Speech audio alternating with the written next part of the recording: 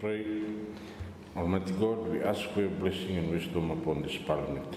Direct and prosper proceedings to the peace and welfare of the people of Solomon Islands. We ask this in the name of our Lord and Savior, Jesus Christ. Amen.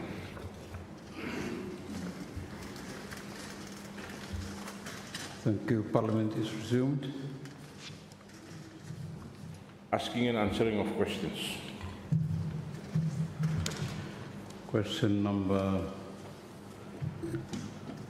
81 to be asked the MP for West New Georgia and Warner. Have the floor, sir. Thank you, sir. I rise to ask question number 81, standing in my name in today's order paper. The question is directed to the Honourable Minister for Infrastructure and Development. And the question reads, what steps is the Ministry taking to ease the traffic jam east of King George to the airport area? Thank you. Thank you, Honourable Member. Honourable Minister. Thank you, Mr. Speaker, and thank you to the Honourable for Member of Parliament for West New Georgia, Vonavona, and to everyone ordering that. Yes, the Ministry has definitely taken the current issue law istro there. We've noticed him and we are working on it. It is sad to admit, but failure of past administration for no looking no future come where doing one single lane both ways, and it should have been at least two ways. But since construction is already complete, we are currently talking to our development partners to see if we can expand that road. But in the interim, short-term measures where the Ministry is looking at carrying out is we'll be rolling out the Road Transport Board patrol soon. Vehicles have already been branded, sirens on top, so we should be helping the police in collaboration with HCC and the Ministry of Police conducting small patrols and stopping a lot of people at Papaka Road. A lot of the issues caused by some of the buses too, in blocking what place, but also still try for U-turn, park around, man cross the road, walkabout is a house blame too. So a lot of these issues we've taken into consideration, and the Ministry will be working on it. A more long-term measure is we have secured funds for a feasibility study where will be carried out soon for another route, a link from outside, go outcome through Betikama, outcome Kobito, around Kawakasim, White River, an alternative connecting existing routes to try and see if we can create another alternative route. So a feasibility study, we've secured funds for that. They should commence soon on that feasibility study. And once we have that report, we should seek funds for we start Wakalem. But in the interim, all the best we can do is that we will start patrolling that site for Stopumna or Ottoman for Pakaragaya. Ministry has acquired a tow truck already, so that man you park wrong or something, you have a tow truck blue, come down low MID, you pay him fine before you take them back. So I hope that answers the question. Thank you. Thank you, Honourable Minister. The Honourable MP for East Joseph. Thank you, Mr. Speaker. Yeah, the Minister is correct. I think the issue there is the really poor design of that fellow road, that stretch of road there. So, Minister Talam, the other alternative is to put another road onto there. Was it possible just to do another study more for probably it's cheaper to just restructure the current road, because the middle island is big too much, put another road more. Also, to reduce it that one, probably you can get another 2 lanes on both sides. So that could be an alternative, a cheaper approach than a bigger road, narrow road, which would be very expensive. But the Minister is correct, it is poorly designed, that road. So other infrastructures, several development partners give you. Thank you, Morgan, about give you, but I think there was not much of consultations between ministries when some of these infrastructures are designed, and also at the stage, and maybe cabinet needs to be involved as well too, or this one, so that the ministers comment on it. That never happened. Mr. Speaker. So just this alternative no more is maybe look at the current road no more and then maybe redesign it. Maybe cheaper that way than another road on top of it. Thank you. Thank you, Honourable MP, for his choice. Honourable Minister. Thank you, Member of Parliament for North East Choice for raising that. Yes, we are currently in discussions with the development partners for looking if IMI or support for IMI help expanding road, but nothing has been concrete yet. Once the discussions are concrete, we will inform our general public and look at how we are putting it as one of our priorities, especially with the 50th birthday of the country coming up. We want to make sure that traffic flow that side can flow railway. So yes, current discussions are ongoing. Thank you. Thank you, Honourable Minister. Honourable MP for West Harare. Thank you, Speaker. Thank you, Minister. Supplementary question before that. I think what is true so embracing, yeah, because time for from Rotia ko apa because one day ni big no more, but okay just sort of temporary put him no more. Okay, science yeah, become him small no for one lane. So I think that to me a way out. My question is in addition to that, time you consider maybe some fella. Wait for out the main road. They have to stop now because everyone or some fellow will get a suit go out no more, but okay for follow on because we got to go Kasim around about road there. That's one. Second is, are you considering the federal law preaching no more? Maybe if that is sort of looked after, maybe by him also easing that traffic going up to Henderson. Thank you, Speaker. Thank you, Honourable Minister. Thank you, Chairman, for the Bills and Legislative Committee. Yes, all those options are being looked at the moment with our development partners, and we're discussing. And thank you too for raising that feeder road at the back. Yeah? I will ensure that the ministry also considers it while waiting for the discussions, but we try improve a little bit. True. And so, and also, me like let me aside that the ministry will also be bringing the amendment of the Road Transport Act. We'll also have whereby ministries have put in regulations on the number or the year make of the vehicle for immediate limiting now number of vehicles who are coming into the country as well. So, for example, if anything that's built or manufactured before 2010 or so, I'm not allowed for entire country, you know, so. Because at the moment, those are some of the measures that we are also looking at to try and reduce the number of vehicles that are currently on the road. Thank you. Thank you, Honourable Minister. Honourable MP for East Harare. Thank you, Mr. Speaker, and thank you, Minister, for the answers. Thank you for the member for the question. I think in terms of the interim measures currently, yes, that's very welcoming.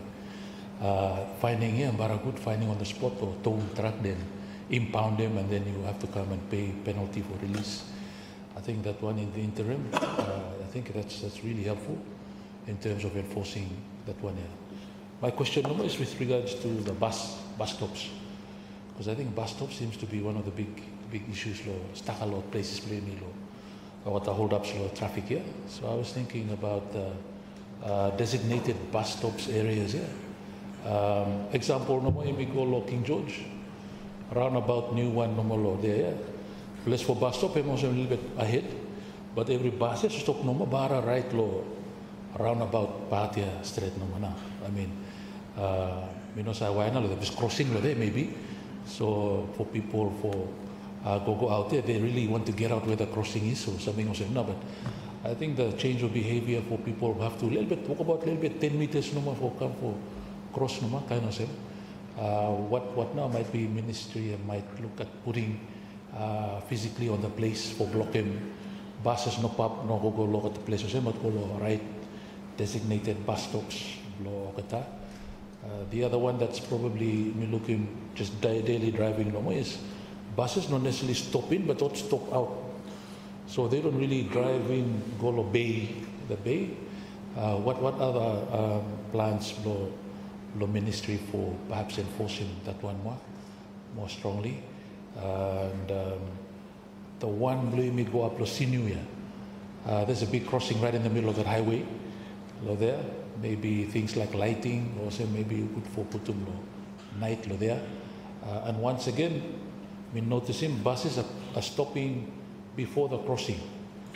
So, kalau the passengers go out there, dulu kamu lo front lo bus mo before la crossing road mo. Maybe I don't know what the law is. Maybe minister can clarify whether bus stops should be past crossings, so that oncoming traffic can see who's waiting to be crossing and not be blocked by the bus stopping before the crossing here now. A little bit of some hazardous. I'm sure there's some. I got a bus driver no papa right place block I think, but the question is what are the compliance kind of provisions that ministry might guarantee for forcing mo kata bus stop for papa right designated places block. Thank you. Thank you, Honourable Minister. Thank you, Minister, the Member of Parliament for East Arare, for raising those very important questions. Yes, I think it's fair to say that a lot of the traffic congestion is not merely caused by road potholes here. A lot of it is how we road users are behaving too. And that is why that currently the Road Transport Act doesn't give us a real power, even police from Mivala, finding infringing people, because it's so well updated. I'm talking about auto carriageway and horse tracks and everything. And so that is why we're hoping next year, we are already we've already started the process in collaboration with the Ministry of Police to start looking at what including in the act there. And we're hoping to build it in, bring it into Parliament next year. Hopefully, second quarter, we should bring the Road Amendment Act now. But in the interim, the Road Transport Board will start patrolling, raising awareness and all of that. The side of parking with buses, because at the moment, we don't have road signages. And in our budget for 2026, that's one of the things we've included in, is to make sure that we have signages along our roads. Do not park here, no parking zones, bus stop zones, at every place we have demarcated for. Park, have no place for you park. Because at the moment you arrest someone, you can't infringe them because there's no sign saying that, oh, you should not park here. Or there's no demarcation saying that, oh, place for park or no park.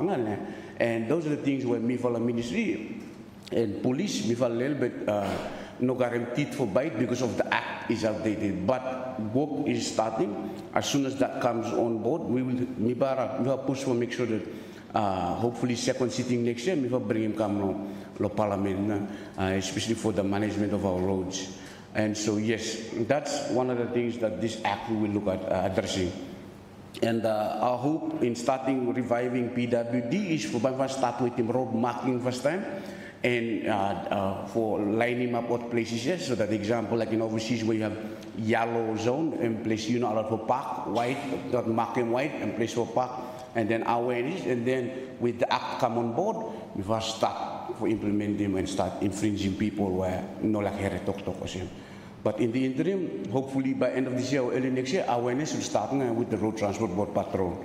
About to go bus park around at 1 in you park straight, because if next time come around, time after him pass, we will amend him pass, we will come arrest him. So the time he pass him after to the bill, we may have to wait more for the grace period for him enact him bill. If sometimes pass him here, he roll him out. Hope that answers your question, Minister. Thank you, Honourable Minister.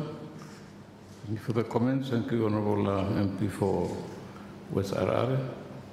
Thank you, Speaker. Thank you, Minister. Me happy for hearing more at the workshop. Take more at the past contactors, even at passes, the tax drivers as well, waiting police and ministry.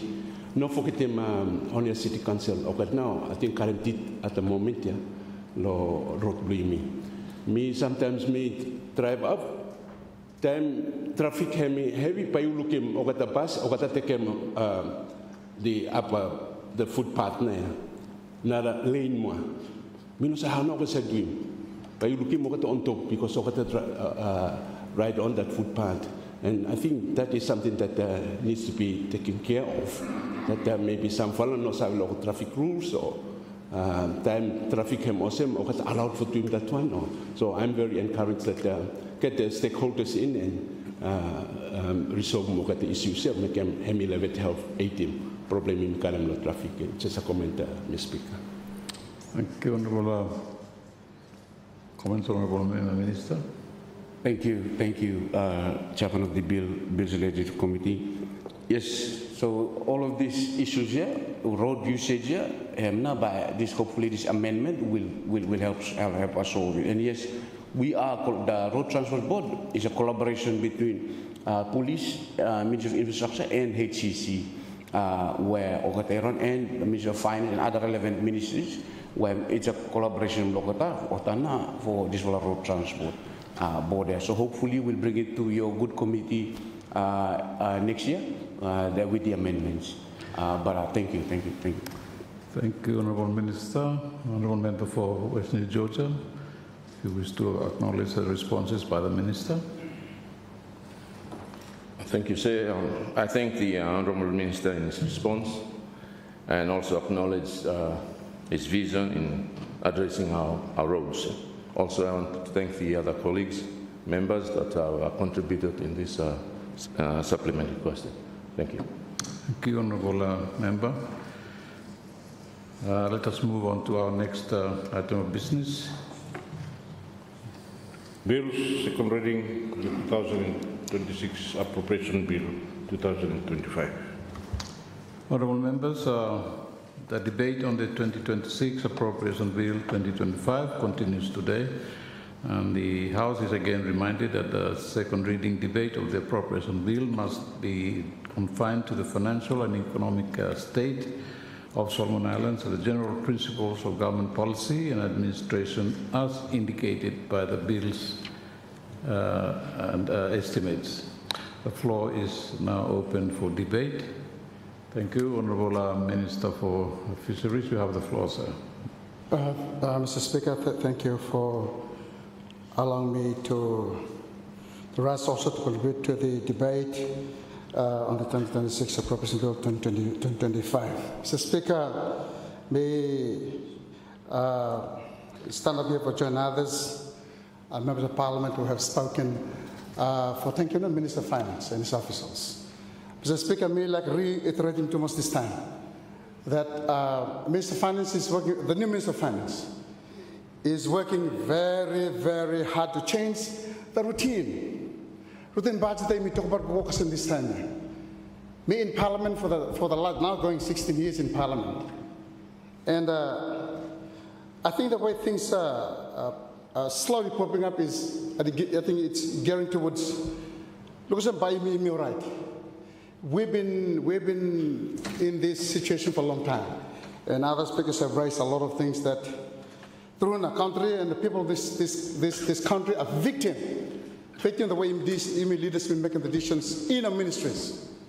That me like for reiterating here, Mr. Speaker, sir. And so me just like for thanking Minister of Finance, the new Minister of Finance and his officials.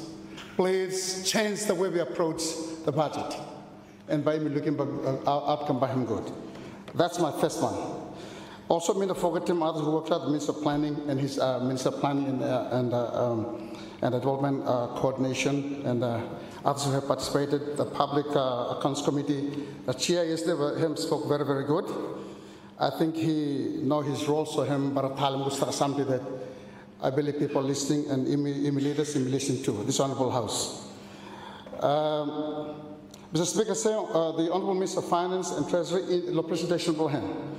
Budget articulated overarching theme of the 2026 budget as accelerating economic transformation, resourcing the resourced to drive economic growth and sustainable development.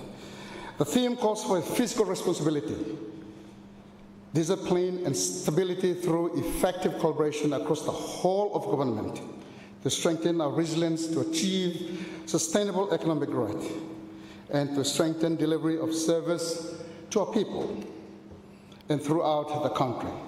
Colleague ministers argued that the budget theme focuses on boosting the productivity of key strategic sectors to help diversify economic and improve future growth and development prospect.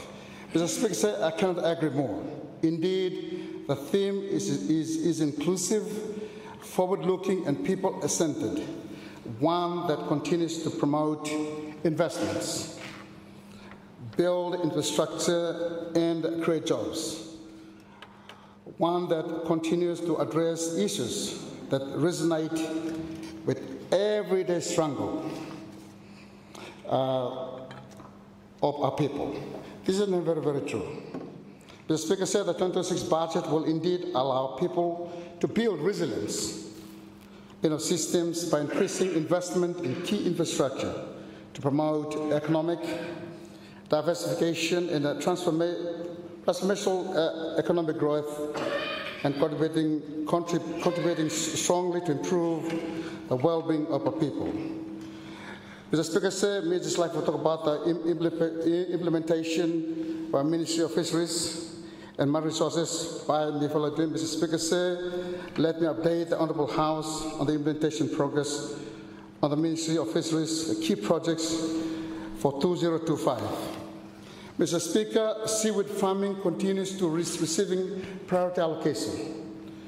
In 2020-24, 7 million was allocated to boost the industry, and in 2025, a further $11 million were allocated. With increased budgetary support, current number of seaweed farmers in the country have increased from 1,445 farmers in December 2024 to 2,367 farmers at the end of October 2025. What a good news. Thank you for the last government. Every last government, increasing this one. And we must continue. Our dried seaweed production stands up to 5 tons from annual production of 2,500 tons in 2024.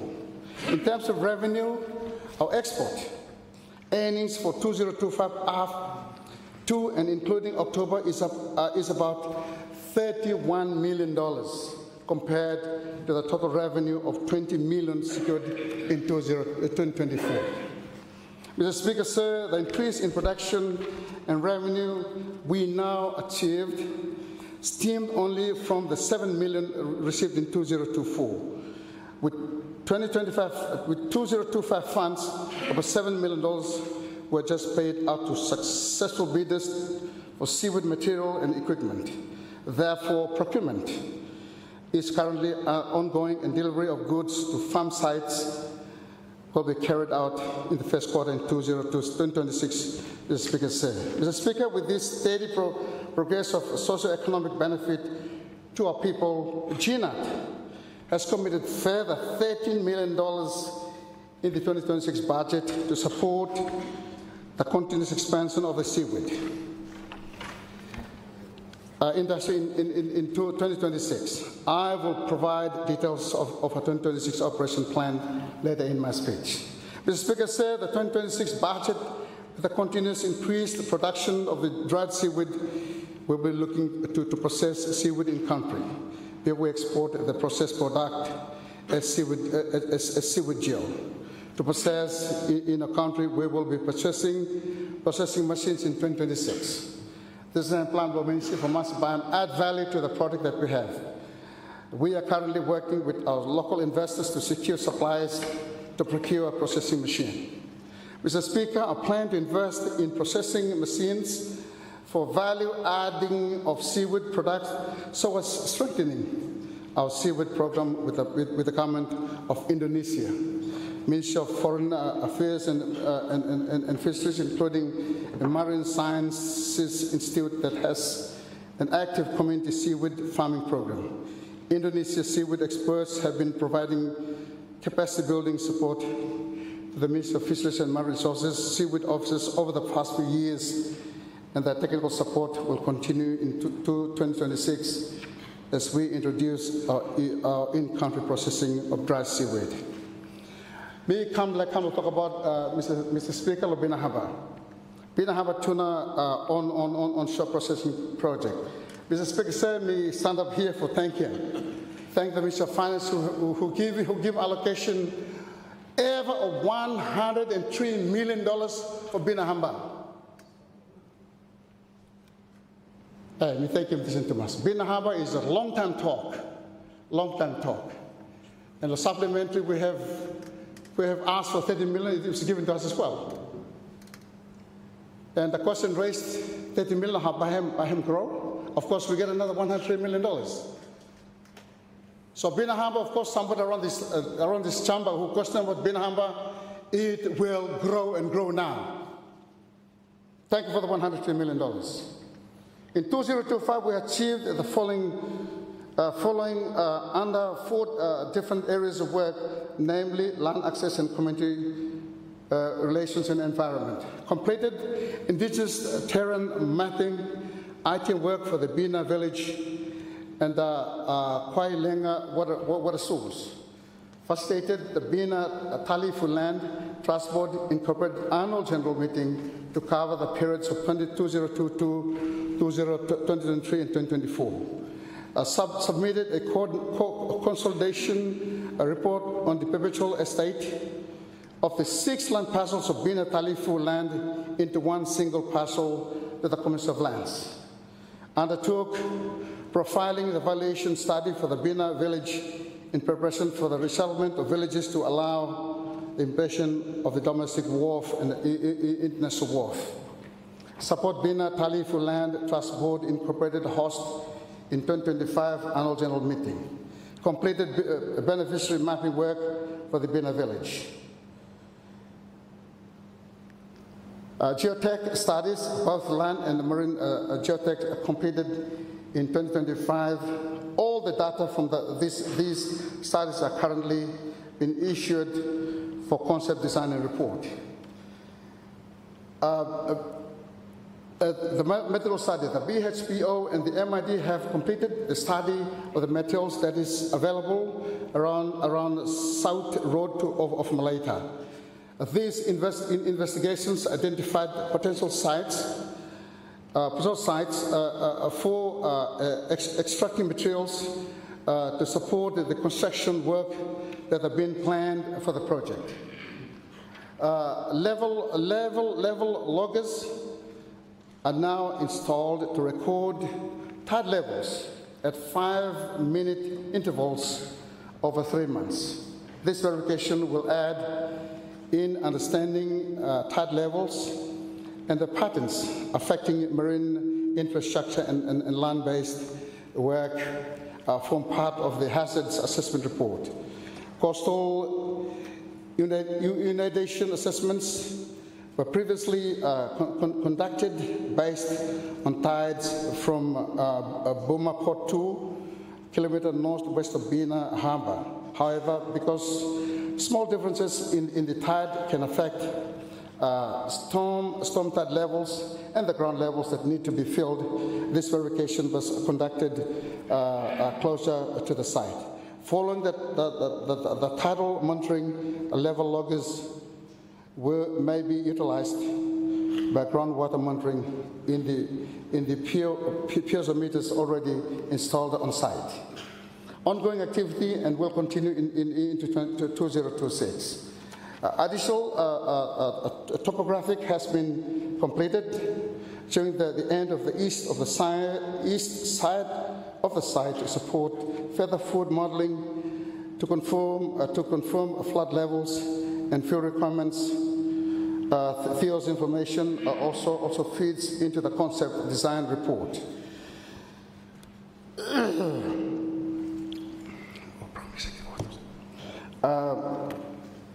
This activity has been completed in November. The study allows further undertaking of the ground conditions of the site, which information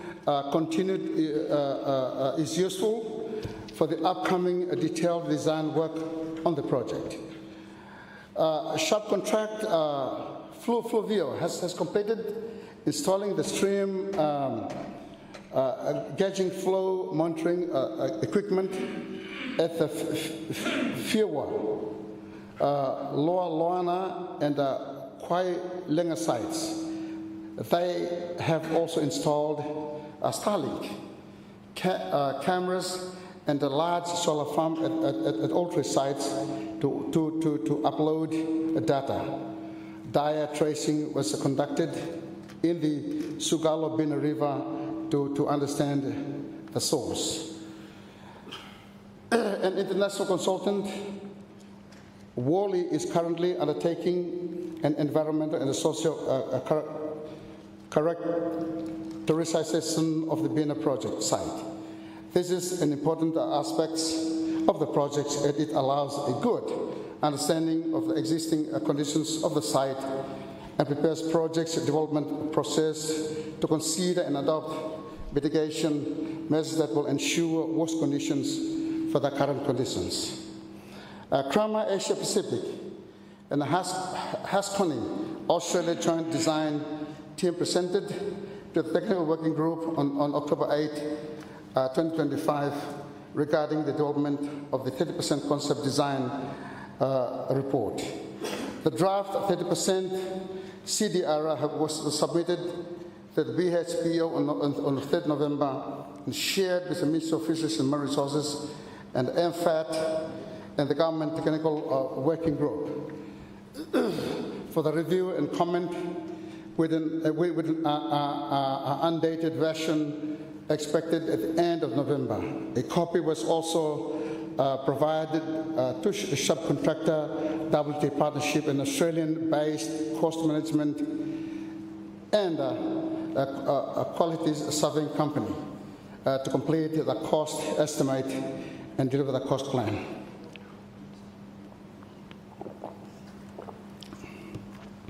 A planned TWG meeting to review the CBR and the cost plan is scheduled for the 11th of December 2025.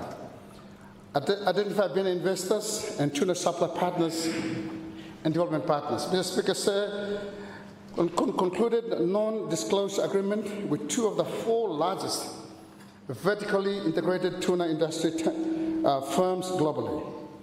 Commenced technical exchanges with those firms, which is helping to define Bina Hamba infrastructure needs and to test the proposed allocation of fishing days and the associated rebate scheme. Concluded non-disclosure agreement with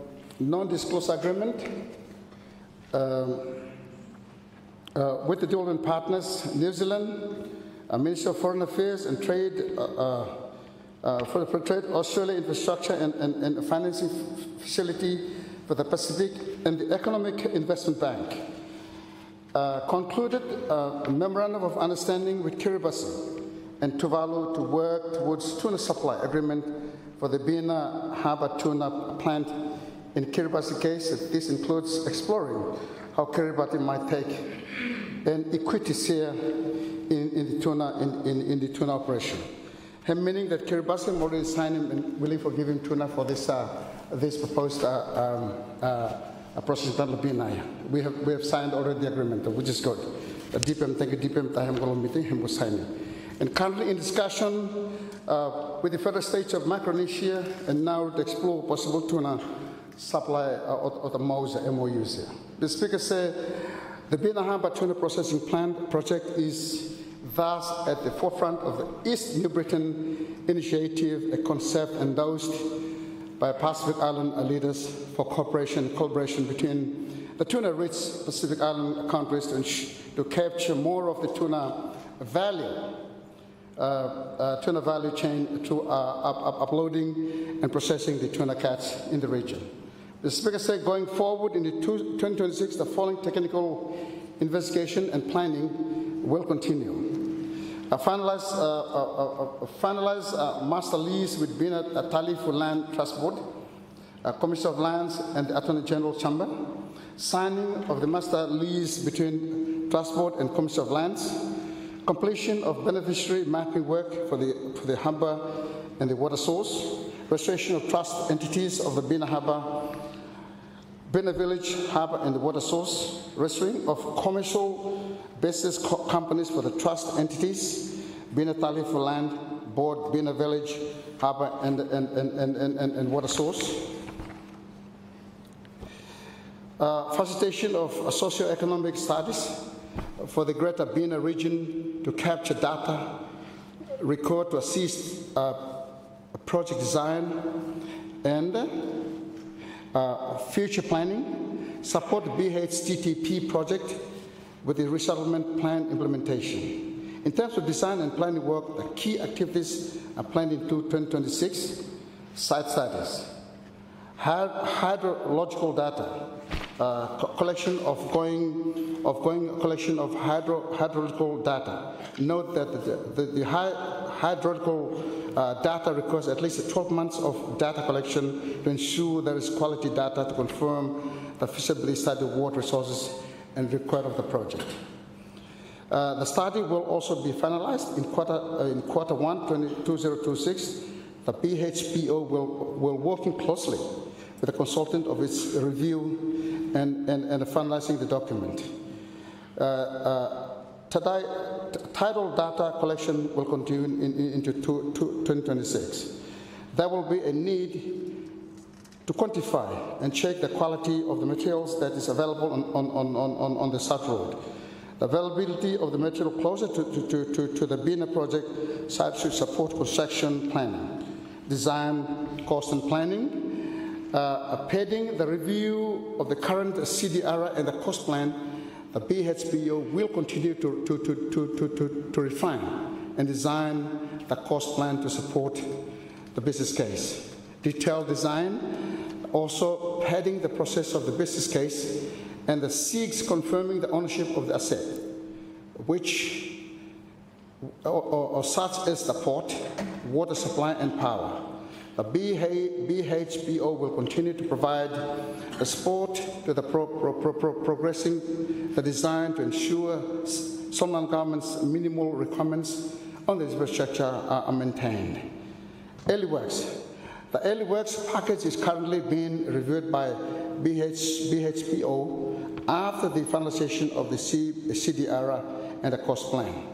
The BHPO will review the Ministry of Fisheries and Marine Resources so that the list of work packages with the ministry priorities for the project can be finalized.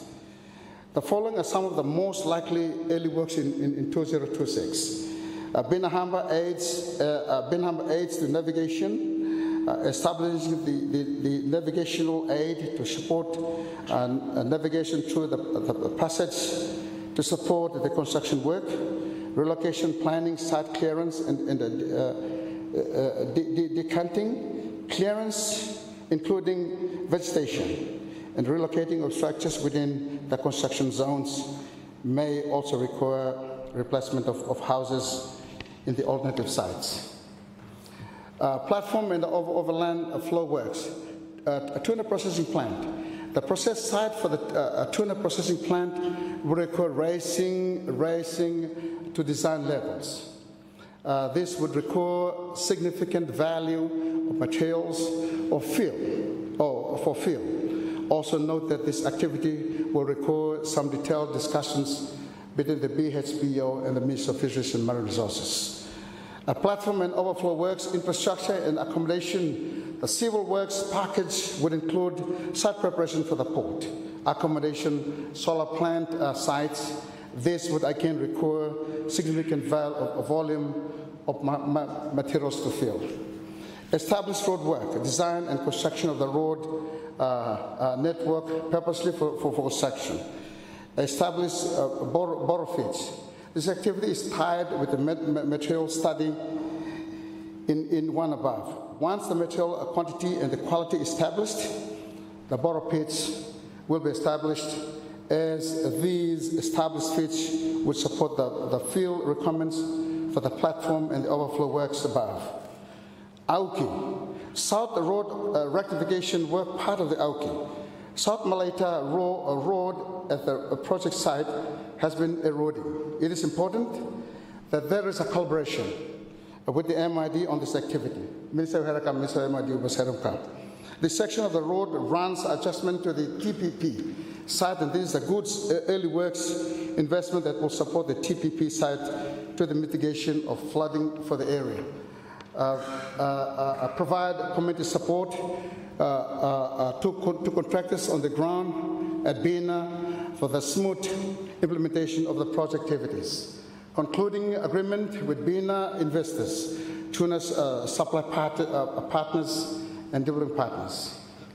In February, we expect to seek indication of interest from several development partners to enter into a loan grant arrangements for the financing of Bina Harbour port infrastructure and utilities, power, water, and road, etc. By end of second quarter, we expected to enter into a loan and a grant negotiation with a coalition of development partners. At the end of the second quarter, we expected to secure the ongoing support of the International Finance Corporation to serve the sovereign governments. Transition, advisors for the Bina Harbour development, recovering design and management of the rebate scheme development and negotiation of the operating concession and negotiation and the conclusion of the tuna supply agreements with other Pacific Island countries. By third quarter, we expect to conclude tuna supply agreements with 2 or more of the Pacific Island countries and to facilitate equity participation on the tuna processing operation for Kiribati. By third quarter in 2026, we expect to offer the Bina Harbour concession globally, shortlist qualified investors, conclude a concession agreement for operation of the tuna plant with a global tuna industry firm. By fourth quarter, we expect the Somaliland government to secure the financing requirement for the port and the utilities in infrastructure. Mr. Speaker, despite the challenges to bring Bina into fruition, the Bina plant is forecast to secure profit for the USD 400 million over 15 years in economic benefits from the estimated cash flow to the government, salaried workers, the processing plant operator, and the fishing vessels operating company. Mr. Speaker, sir, I call on all of us around this chamber and the people in around Bina area to work together. Send this call me like people around Bina area and Malay, the Premier Executive, he must work together for making Bina and become successful. Minister of Foreign Affairs and make it work. Yeah, Minister Biden will make it work. If you listen, Biden will make it work. We will do our very best. And we calling him around this, this chamber for him supporting this for a very important project. Well, so okay, and then, all in all, Mr. Speaker said the Bina Harbour project gives effort to the economic transformational policy the China government is pursuing. The Speaker said, let me now turn to the other development projects we pursue into 2025 in the GIFT Tilapia development project. The Speaker said that GIFT Tilapia development project at Aroligo is another priority project. In 2025, we focused on the completion of the 6 staff houses to ensure our staff are on the ground before the hatchery becomes fully functional. Currently, 2 staff houses were now completed, and the other 2 are 70% complete and will finish soon. Construction of the 5th house just started, and the construction of the 6th house and the final house is just awarded last week. These 2 houses will complete in early 2026. Our intention also to import GIFT tilapia seeding this year was not possible due to technical difficulties at the end of the supply. These difficulties are now sorted, and the importation will soon will now take place in the first quarter of 2026. Mr. Speaker, let me now turn to other 4th initiative, the sea cucumber mariculture. Mr. Speaker, in this year 2025 budget speech 2024, my predecessor, Thank you, my predecessor, for informing this honourable House that investor has invested in the commercial mariculture of sea cucumbers. I'm happy to report that investor has made considerable progress on to date. Since March 2025, more than 1 million juvenile sandfish sea cucumber has been produced. And this one, Hamlo Choezol, thank you, this investor here. And these are now being transferred from hatchery tanks into detail reefs where they continue to grow. Mr. Speaker, sir, hatchery runs continued since October, and about 2 million larvae have been produced and reared in hatchery. Larvae will continue to die as they go through their respective level stages, but the company is hopeful that through proper care and husbandry practices, mortality rate will be low. Mr. Speaker, the company is hopeful that should the current good performances continues into 2026. It intends to conduct the first export to China by mid-2026. This is great news, Mr. Speaker, as this serves as a new stream of revenue for the country. In the meantime, my ministry is working with the company to be registered into General Administration of Customs, People's Republic of China, and the GACC Registry of Companies. The Speaker said the good progress provided by the investor cannot be achieved without the support of the federal government and the good people of Chesel. May I thank him, Premier and his executive, and the people of Constituency for supporting this whole program here. A special thanks also to the Minister for Commerce and Industry, Labour and Immigration, Honourable Hari Kumar, and his people of Northwest Chesel constituency by hosting the company mariculture facility. I call on you, all my good people of Chesel, to continue supporting this important commercial undertaking as we continue to create and develop initiatives that contribute to our economic and social well-being of our people. Mr. Speaker, sir, we have more than 30 commercial species of sea cucumbers that can be linked themselves to commercial mariculture. In this regard, some islands welcome more investors to invest in the sea cucumber mariculture space or in any other mariculture undertaking of interest. Mr. Speaker, let me now provide an update on the last project, the Noro Economic Port or e-port project. The Speaker said, while the other projects discussed concerning creating investment for economic returns, this project concerns the digitalization of the country's monetary control, surveillance, and a CATS documentation scheme. Processes to ensure effective enforcement of our laws. This is a homegrown initiative, the first in the region amongst a handful globally. For 2025, the following progress has been made. The completion and opening of the new MCS building in Noro. That's a Nigo Attendum. The new and the Prime Minister, the new office will house our e-port system to ensure legal documentation of our fish accountancy system. The completion of the TOR to ensure the work of a developer to develop more system models under the second phase of the project. The support of our e-port work, a new IT officer has been recruited for Noro.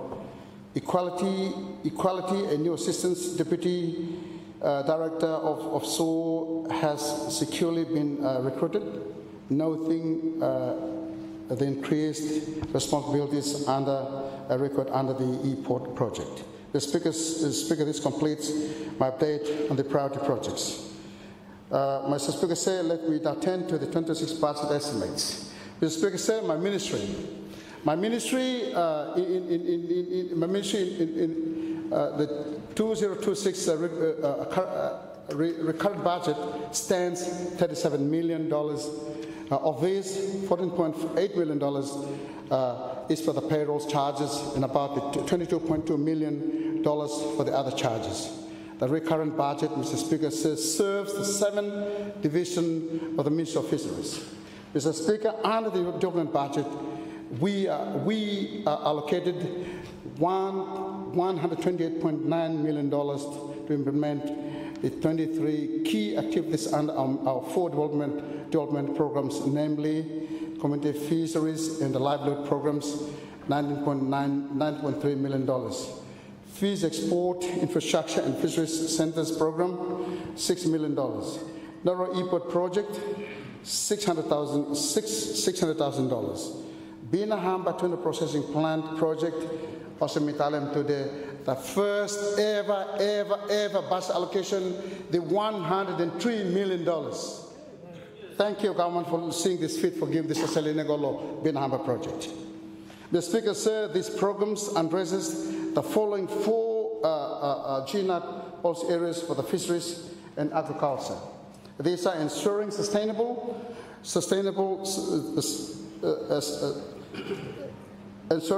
management of fisheries and marine resources, developing our fisheries to ensure we derive maximum benefits from our fisheries, effective enforcement of our laws, ensure that we control of our resources, building the capacity of the Ministry of Fisheries and Marine Resources for effective delivery of our mandate and services to our people.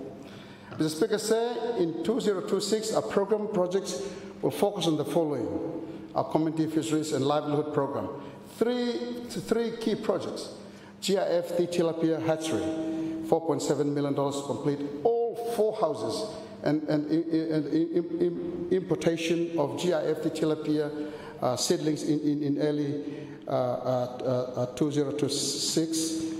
A sea cucumber hatchery, $500,000 to meet hatchery production and grow our expenses. Seaweed industry, $13 million to increase production by another 10 million to 15 million tons by 2027, and the procurement of the country processing machines. This is important to add value to the sea cucumber. This send me seriously life from people was doing next year now.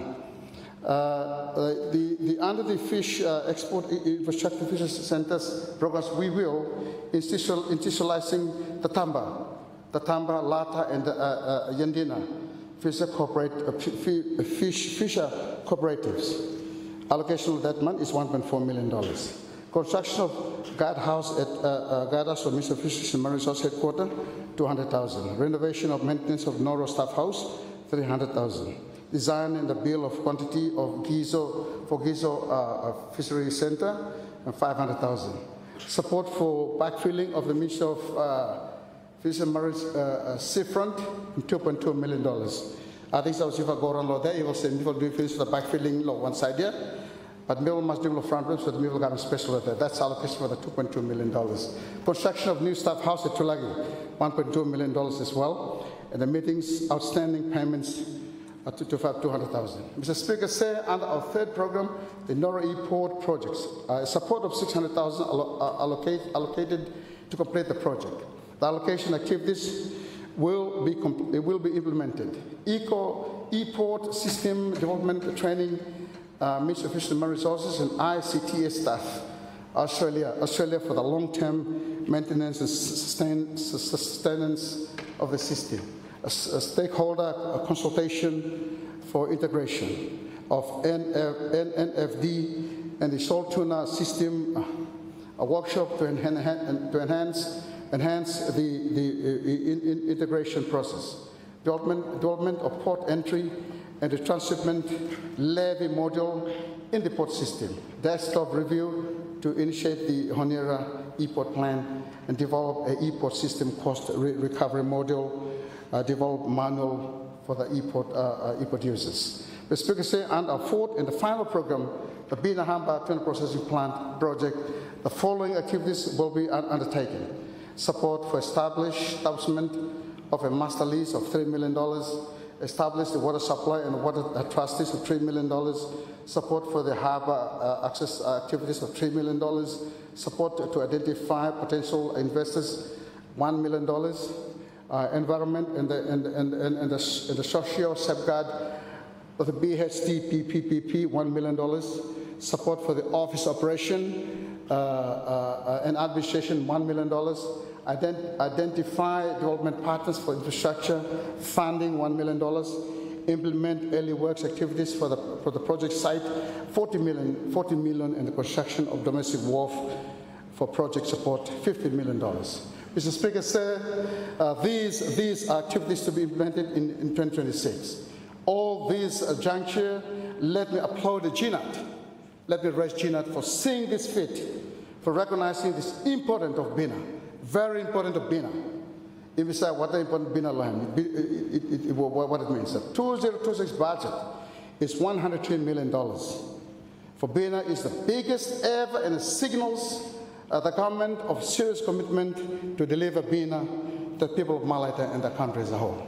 Thank you, government, for seeing this fit.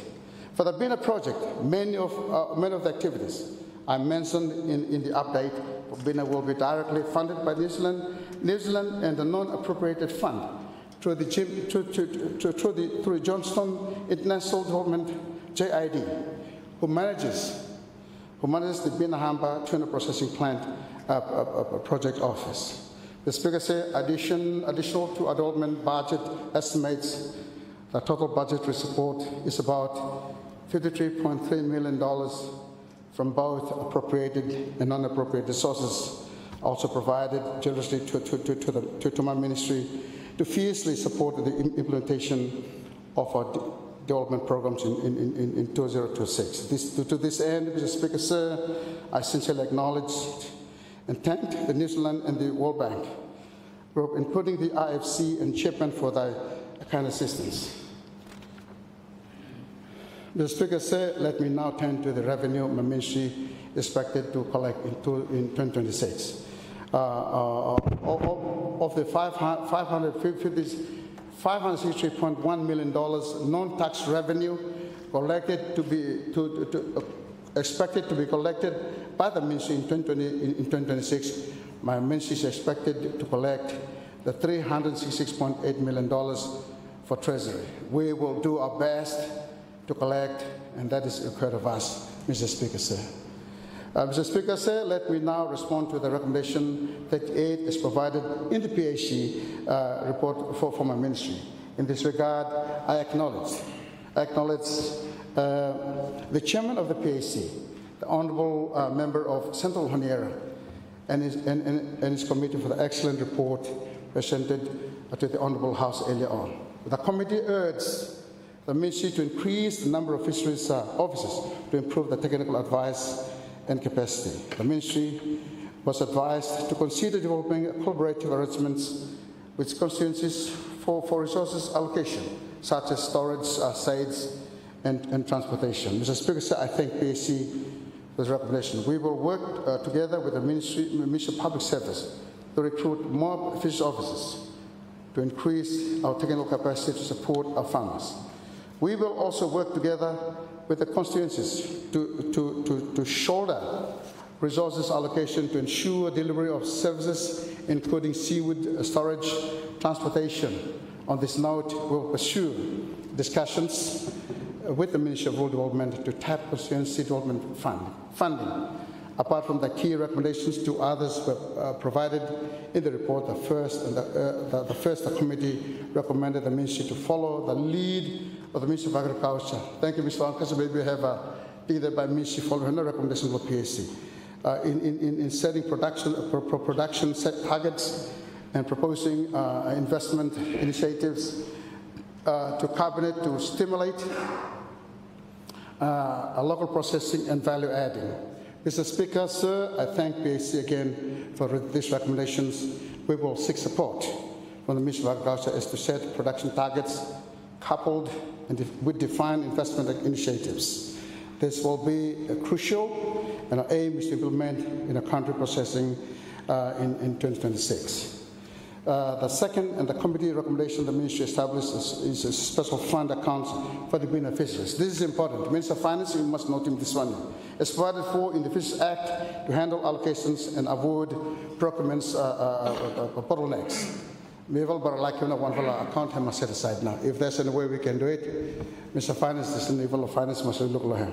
The Speaker says some criticisms have been leveled at us that if we are not careful, many of our project will be failed, just like many others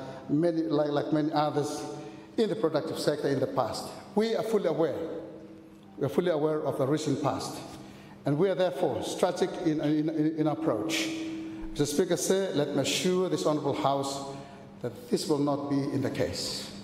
The seaweed and the sea cucumber, we are working closely with our investors. Our investors are linked effectively with our farmers on the ground. The interaction between the farmers and the investors is effective. Our investors equally carry the burden to carry the industry. They are not opportunities, no more, to export the products, but play a crucial role in growing the industry. This is a strategy we have taken and currently implementing. Acknowledging our partners. Mr. Speaker, I finally, before I take my seat, let me acknowledge our partners. Mr. Speaker said the work I have outlined cannot be implemented and achieved by my staff alone. As I have alluded to earlier, we have development and the technical partners who stand shoulder to shoulder with us, providing the financial support and building our in-house capacity to deliver. In this regard, I thank the people and the government of New Zealand, the people in the government of Japan, the people in the government of Australia, the people in the government of the United Kingdom, the World Bank Group, and the IFC, FFA, SBC, PNA, for the continued support of this year. Equally too, Mr. Speaker, sir, the many activities of applyship projects are supported by competent technical advisors, both experts and locals. I wish to acknowledge them sincerely today for their undivided commitment in standing with us to progress many of our projects. Again, Mr. Speaker, I want to thank also Malaita Provincial Government and the people and the good people of Bina and surrounding communities, and the leader, Honourable colleague for West Korea. Thank you for standing on behalf, taking people on site. You not here, I will mention here, and I will come on there. So Honourable, me just like for sincerely thanking you for taking up that role. It will work together. We have allocation here, and Honourable, me ask you when to get a little bit effort for making this done. We've been challenged, and that's how things are done. Time you challenge, and you work strong enough for making things happen.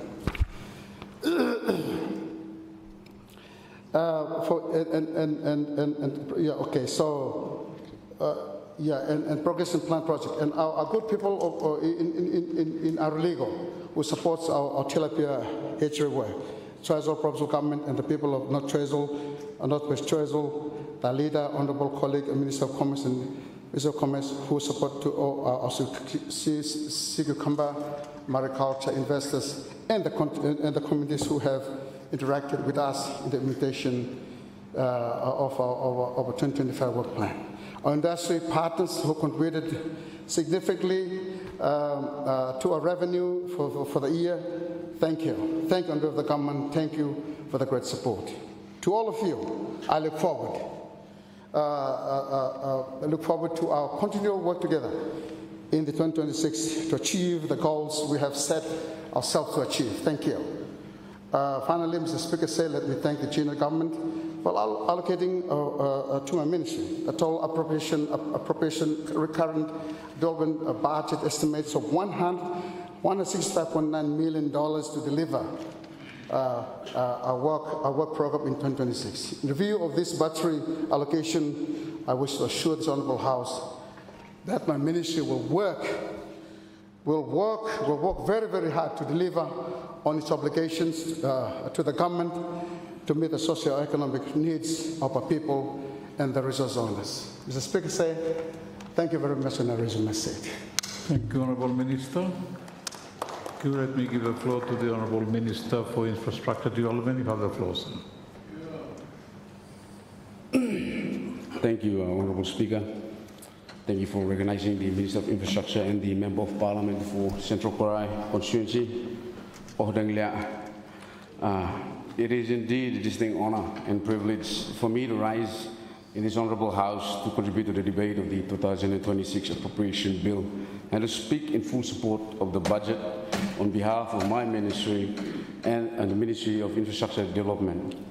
This opportunity allows me to present to Parliament not only the allocations requested by my ministry, but also the deeper vision and rationale and the transformative agenda that guides our National Infrastructure Plan.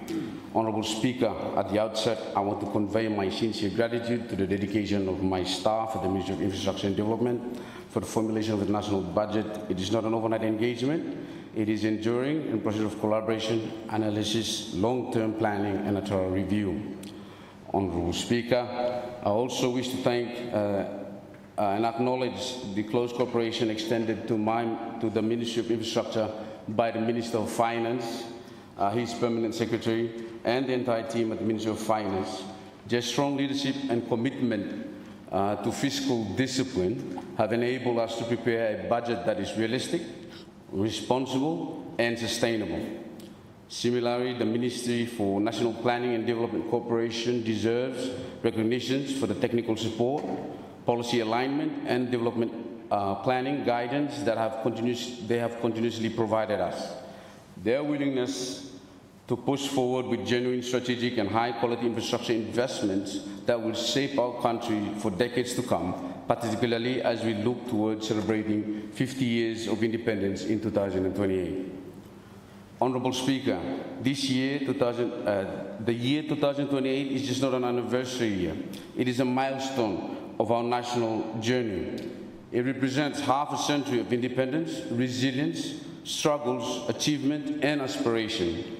The Government of National Unity and Transformation has made it clear that the road to our Golden Jubilee must be marked with visible and meaningful development progress. Infrastructure as the backbone of economic growth, national mobility is central to this commitment. Therefore, in the 2026 budget, it is more than a financial instrument. It is the blueprint for transformation, a statement of intent, and an investment in the future prosperity of our people. Honourable Speaker, the capital city of Honiara remains the beating heart of our national economy. It is home to the largest concentration of population, commerce, government institute, logistics hubs, and essential services. Unfortunately, it is also home to some of the oldest and most congested road networks in the country. Our road infrastructure, originally designed decades ago for a much smaller population, has been under immense pressure. Today, we face challenges such as increased traffic volume, deteriorating pavement conditions, and rapid and urban expansion into East and West Honiara, and the escalating demand for safer and more accessible roads.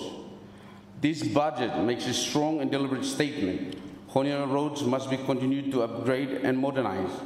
Through the support of the major development programs, such as the Land and Maritime Connectivity Program, LMCP, the Community Access and Urban Service Enhancement Projects, Course 2, Solomon Islands Roads and Aviation Projects, the second phase, we will see the continuation of major rehabilitation and reconstruction works throughout the city.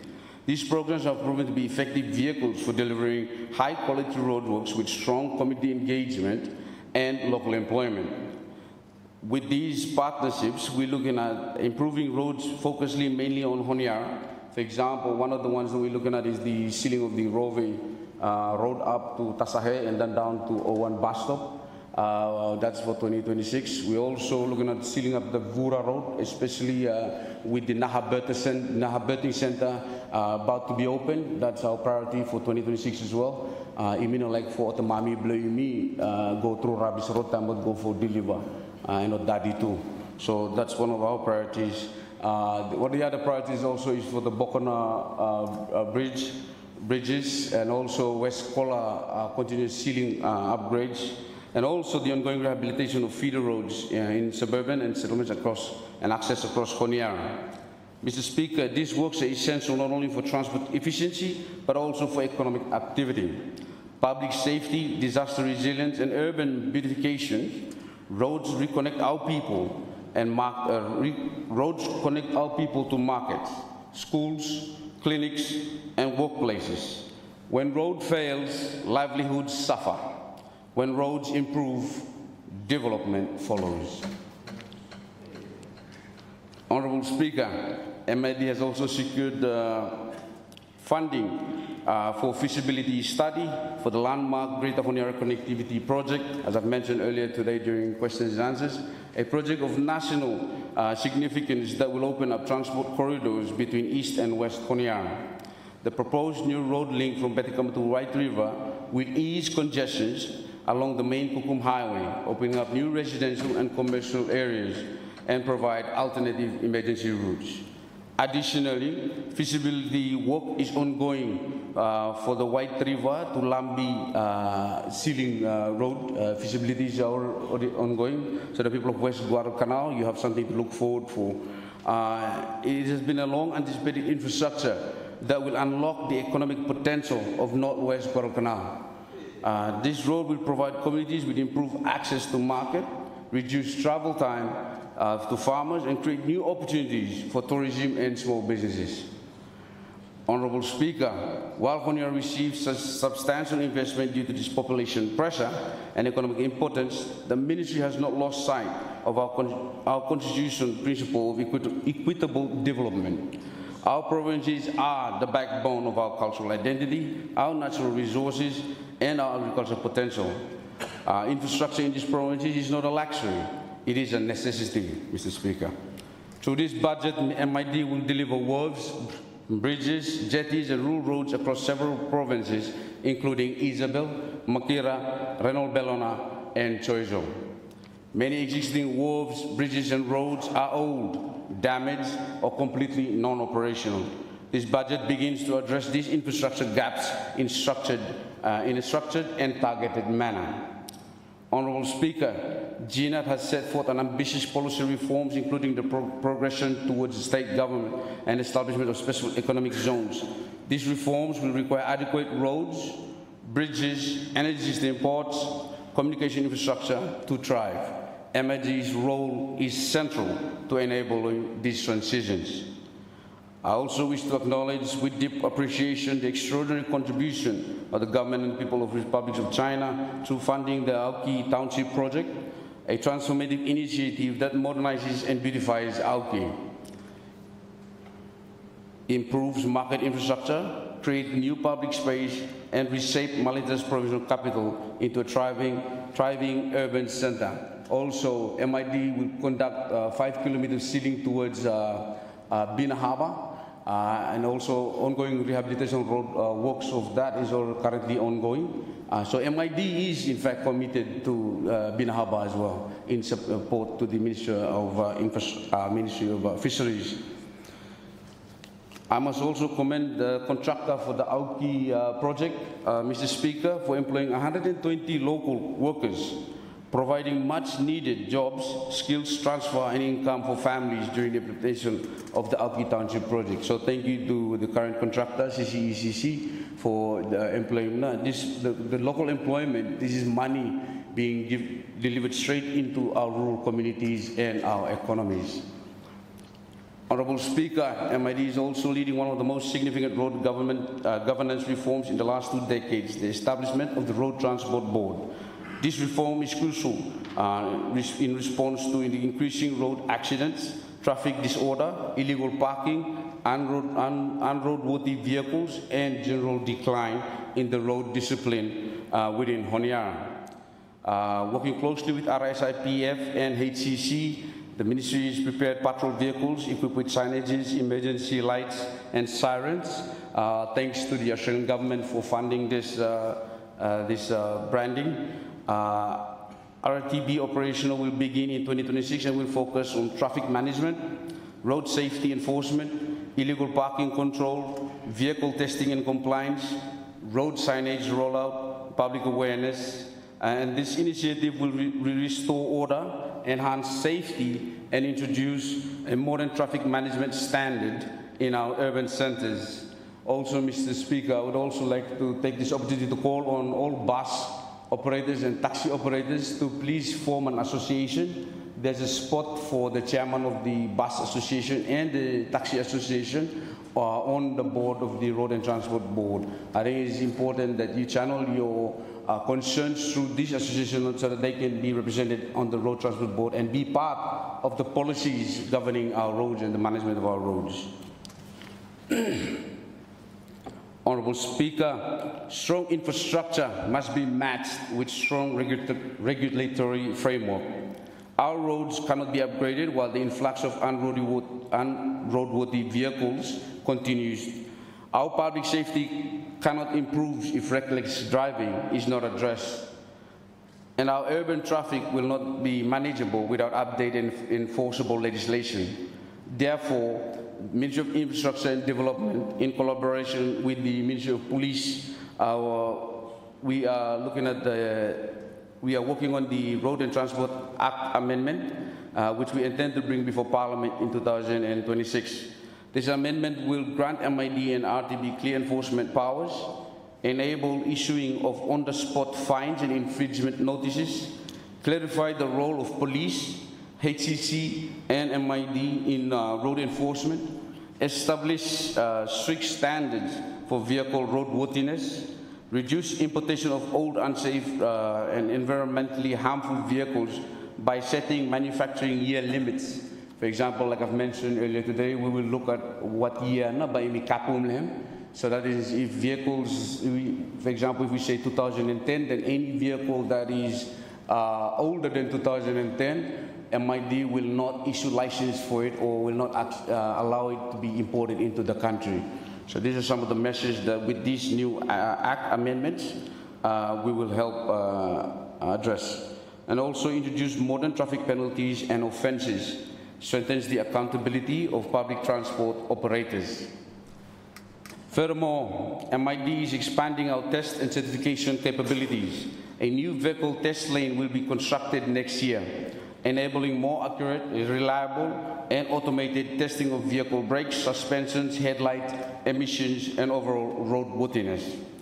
We are also upgrading our materials testing laboratory, which plays a fundamental role in ensuring the quality of construction materials being used in national projects. With the National Building Code now gazetted, the Ministry will roll out awareness training, compliance check, and enforcement measures to strengthen the quality of construction across the country. This is critical for disaster resilience, given our vulnerability to earthquakes, cyclones, and floods.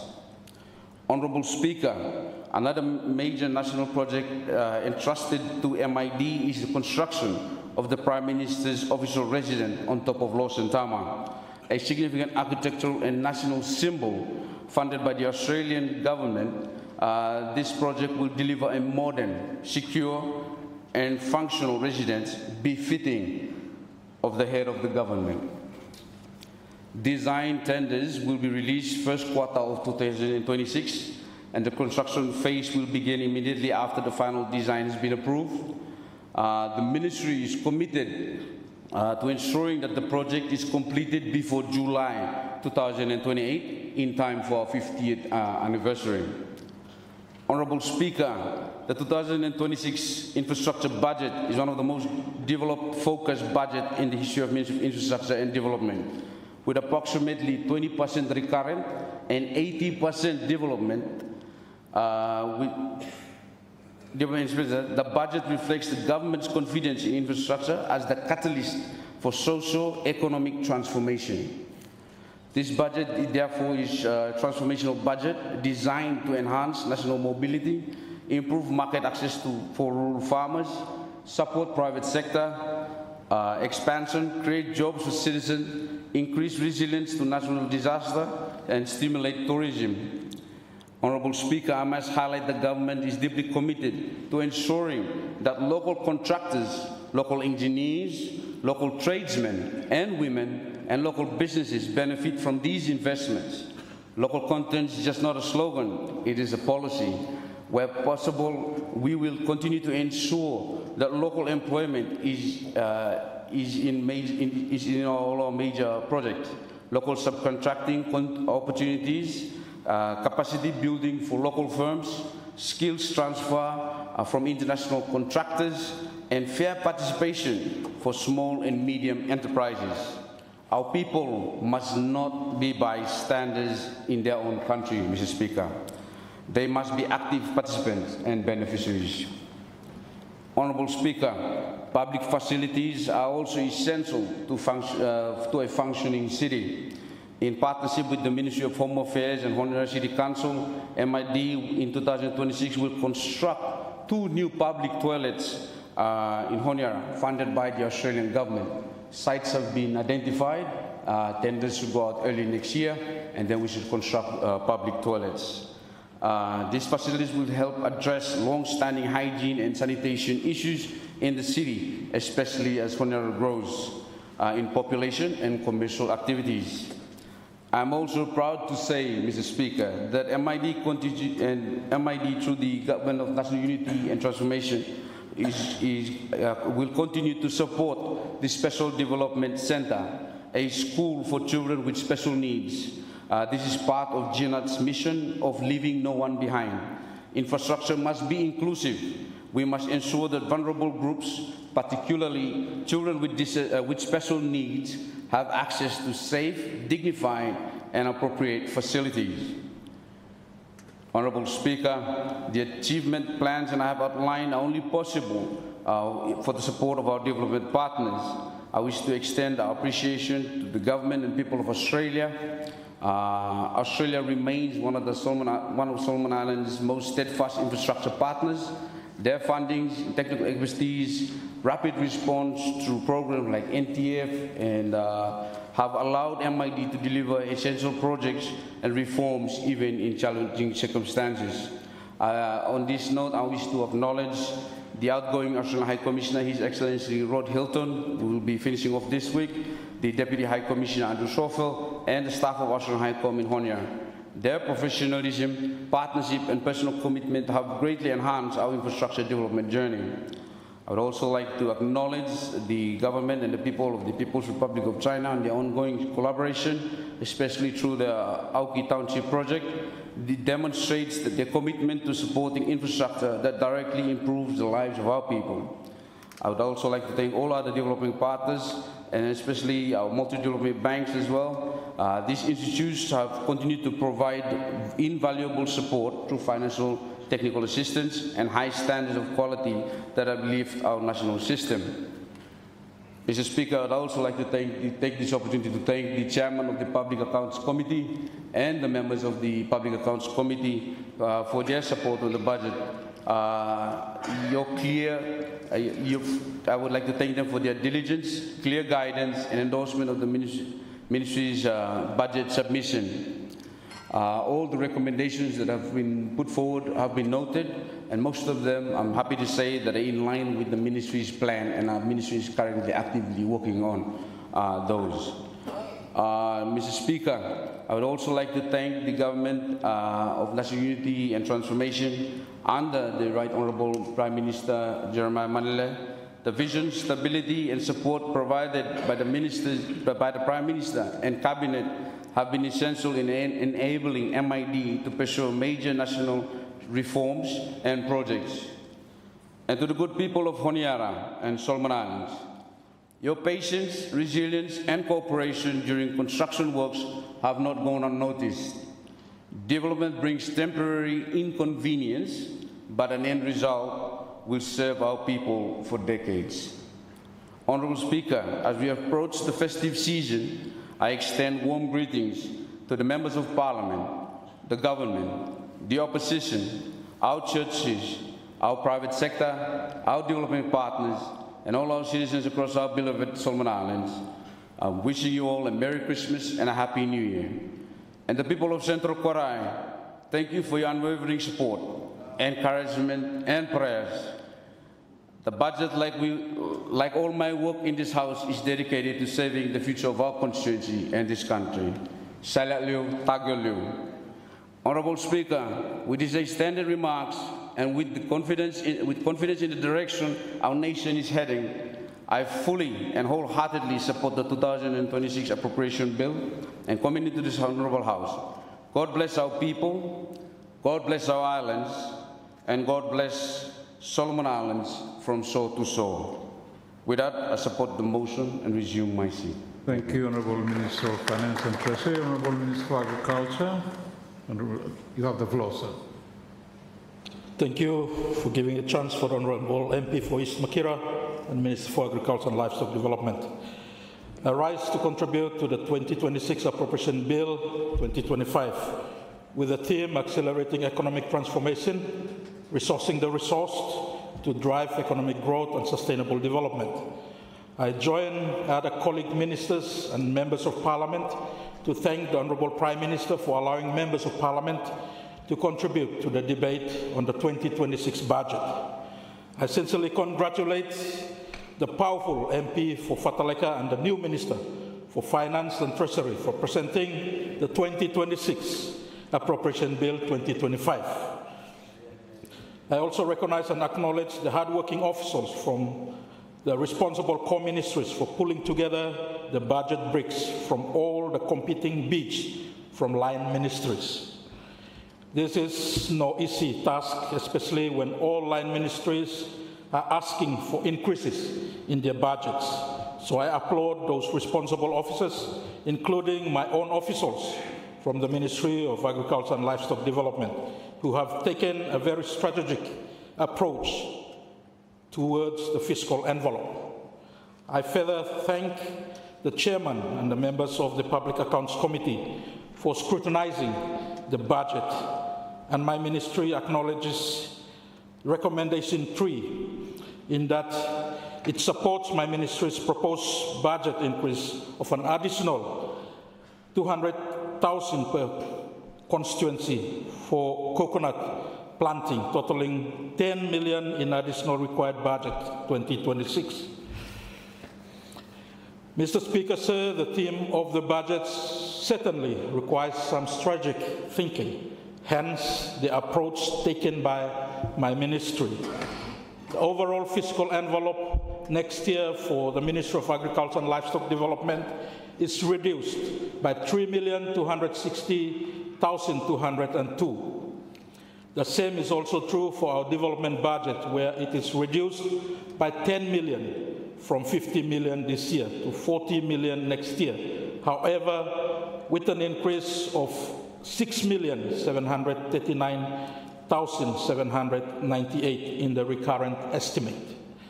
Speaker, sir, these changes in our budget estimate are due to shifts made to the development estimate, whereby 10 million was supposedly moved to our recurrent. However, only 6,739,798 was shifted, while the remaining balance of 3 million plus was provided to other line ministries, which we will fully understand. The major reason for the shifts in our internal budgeting was because the ministry anticipates 100 million from donor-funded projects. The first one is from the World Bank-funded project, Solomon Islands Agriculture and Rural Transformation, SIAT for short, with 70 million, the IFAD-funded projects, the Agriculture Investment for Markets and Nutrition, or AMEN for short, 24 million, the DFAT-funded project, the Solomon Islands Climate Resilient Agriculture Development Program, with 50 million to be remitted to the ministry in the upcoming financial year. Speaker, sir, with these changes, the Ministry of Agriculture and Livestock have taken a strategic approach in its budgeting by reducing the number of development programs for next year from 6 to only 2, and from 60 project activities to 29. Therefore, for the 2026 financial year, the ministry will only focus on 2 development programs and 29 project activities. Speaker, sir, this strategic approach will help the ministry to achieve more despite our limited capacity both in terms of human and financial resources, as we align and streamline our target areas to avoid spreading resources too thinly and achieving very little impact on the ground. Rather, we aim to restrict our scope of activities and focus more on building our revenue base by focusing on the low-hanging fruits and at the same time build a diversified economic base for sustained growth. In this regard, Mr. Speaker, sir, the Ministry of Agriculture and Livestock Development is focusing its efforts on 2 major development programs, which are 1, Agriculture Production and Enhancement Program, estimated at 28,316,750,000. 2, the Infrastructure Development Program, estimated at 11,683,250. The 2 development programs are further translated into 29 project activities, focusing on 1, building our export facilities, including construction of a new fumigation facility, a facility for taro export, 1 container that's 15 metric tons, cassava export, 5 containers at 75 metric tons, and full operationalization of the vapor heat treatment which has been installed. Plant for guava, 15 metric tons, papaya, pineapple, 2 containers at 30 metric tons, mangoes and melon and fruits. 2, provision of subsidy and tools to farmers. We have an allocation of 14 million for that particular area. 3, regular transportation to high production sites in the rural areas. 4, increased production and export of cocoa. So we've estimated 9,000 metric tons. For coconut, it's 2,000 metric tons. And palm oil, a 5% increase, and cover 40 metric tons. 5th, mechanized commercial rice farming of 31 hectares on Godol Canal and Malaita provinces. 6th, improved production of root crops and vegetable. We explore revitalizing the soup garden for urban centers and rollout of farm machineries. 7th, collaboration with farmer associations, registered entities, church groups, provincial authorities, and interested constituencies. 8, Cattle National Breeding Center and assistance to cattle farmers nationwide. We have learned from our past experiences. 9th, reviving the pork and poultry industry in closer collaboration with the private sector to address high cost of livestock feed, establishment of a second poultry hatchery for Solomon Islands, importation of improved genetic breeds and semen, and targeted revival of domestic production of honey, and 10th, ongoing fight against the coconut rhinoceros beetle and the varroa mite and other important agricultural and livestock pests and diseases. Speaker, sir, these are plans for the new financial year 2026. However, I am also pleased to share with you some good news on the exports of copra and cocoa for this year. This year, we reached a new historic high for cocoa exports, surpassing the old record achieved in 2011. Last year, the cocoa export was 5,100 metric tons, while January to October this year, we have already exported 6,500 metric tons.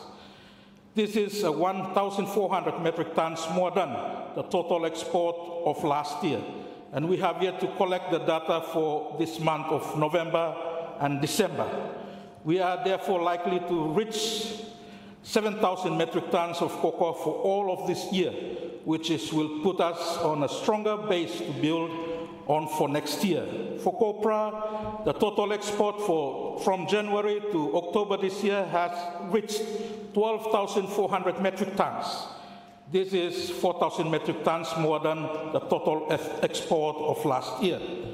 Speaker, sir, these incredible achievements in the increase in both copra and cocoa exports are attributed to all our hardworking farmers in the rural areas and stakeholders in the private sector who are involved in the market value chain, and we must commend them. And I sincerely thank our rural farmers for growing our commodity exports despite the many challenges they face. Based on these achievements for this year, the ministry is targeting 9,000 metric tons of cocoa and 22,000 metric tons of copra exports for next year, 2026.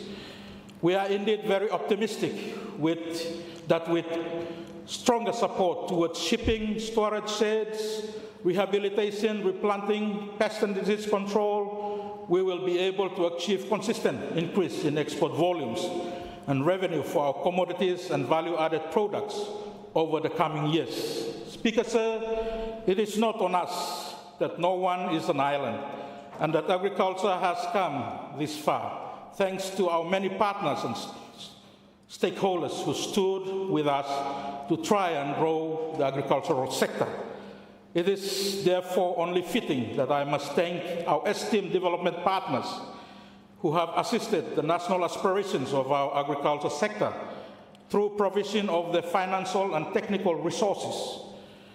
The World Bank, the International Food for Agriculture and Agriculture Development, IFAD, the Food and Agriculture Organization of the United Nations, FAO, the European Union, the United Nations Development Programme, UNDP, the UNICEF, and the government of Japan, the People's Republic of China, PRC, the INFAT New Zealand, and the DFAT Australia, and others.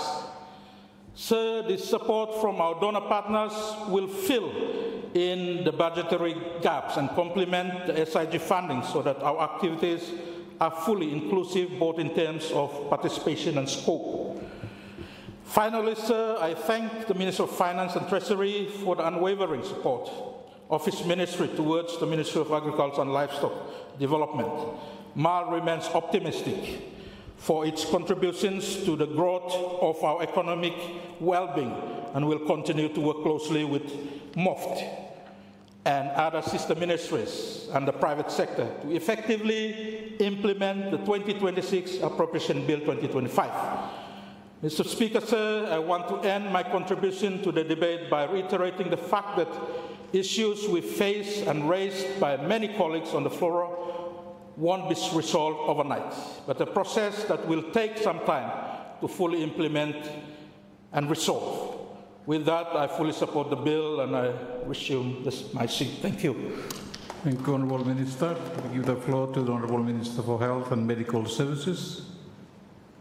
I thank you for the opportunity, Mr. Speaker, for the MP for North Guadalcanal constituency and the Minister of Health and Medical Services to contribute to the debate of 2026 Appropriation Bill 2025. Mr. Speaker, I stand here on behalf of almost 3,000 health workforce of nurses, doctors, midwives, public health officers, health promoters, and educators, program staff, cooperative service, and administrative personnel who work tirelessly across our nation to safeguard the health of our people. Mr. Speaker, health is wealth. Therefore, health is our economy. Their dedication, Mr. Speaker, is the backbone of our health system, and it is their commitment of often in challenging and resource-constrained setting that makes progress possible. Today, I speak with deep respect for their service and with a strong sense of responsibility to ensure that this budget supports them in delivering care that our people deserve. Mr. Speaker, allow me to acknowledge the leadership of the Honourable Prime Minister, whose direction and commitment to the national budget, institutional strengthening and responsible governance shape the foundation upon which this budget is built. I acknowledge my good friend, the Minister of Finance and Treasury, the MP, the good MP for Fataleka, and his hard-working executive management team for presenting a budget that places the well-being of our people at the center of our national priorities. Let me also thank the Minister for Planning and Aid Coordination and his executive staff for their support in the development budget. Mr. Speaker, their stewardship for these two ministers has ensured that this appropriation bill 2026 strengthen essential service while supporting long-term system reforms. Mr. Speaker, before I present my ministry's achievement and challenges over the financial year 2025, allow me to make a brief response to the PAC report of the 2026 Appropriation Bill 2025. But firstly, let me take this opportunity to convey my sincerest congratulations to the Public Accounts Committee, Chair under the dynamic and powerful leadership of the Honourable Member of Parliament for Central Honiara, for scrutinizing the budget and asking very pertinent and fitting questions as they relate to the 2026 Appropriation Bill 2025. Mr. Speaker, the PAC report made one recommendation on the 2026 Appropriation Bill 2025, specifically for the Ministry of Health and Medical Services under the head 09. Please allow me to briefly respond to this recommendation while at the same providing further clarity and further highlighting our course of action. Mr. Speaker, on recommendation 19 of the PAC report, the committee recommends that immediate plans be put in place, including discussion with bilateral partners to increase investment in training of doctors to achieve the target 58 undergraduate doctors per year. These could also include immediate review of unemployed undergraduates and contained sufficient investment in postgraduate specialized training. Mr. Speaker, the WHO workforce requirement for universal health coverage and to achieve the SDG goal was revised towards in 2016 to an indicative minimum density of 44 doctors, nurses, and midwives per 10,000 population. This is the universal target, Mr. Speaker. In reviewing the universal target against the Ministry of Health and Medical Services 2024 establishment, the ratio in Solomon Island is less than the half, and that is 22 per 10,000. Therefore, to enable us to achieve that 44 per 10,000, Mr. Speaker, is not even feasible, as it would require an increase of 4,542 additional staff, and that is doctors, nurses, and midwives, or an increase of 157% on the current 2024 Ministry of Health and Medical Services staff establishment. As per our draft, Mr. Speaker, our draft health workforce strategy to achieve a modest increase in the ratio to 30 per 10,000 population within the period of the NHSP 2022-31 will require an additional 1,269 doctors, nurses, and midwives by 2031, an increase of 44% on the current 2024 staff establishment. This would comprise of 406 medical officers, 786 nurses, and 76 midwives, or a minimum increase of 58 doctors, 112 nurses, and 11 midwives per annum over each of the next 7 years, Mr. Speaker. This size at 30 per 10,000 of increase appears feasible for nurses and midwives, but definitely not for doctors. Thus, my ministry has been in discussion with the Ministry of Education to consider the training scholarship for pre-service medical training to be increased and scale up in 2026 and onward. Mr. Speaker, to have 58 medical training scholarships per year would have a huge budgetary implications, as we would be looking at about an estimate of 50 million or more for each cohort, and our newly trained doctors. This would amount to an estimate of 350 million for 7 cohorts for the next 7 years to be able to reach our target of 406 trained medical doctors, and consequently modest increase in the ratio of 30 per 10,000 population of doctors, nurses, and midwives by 2030.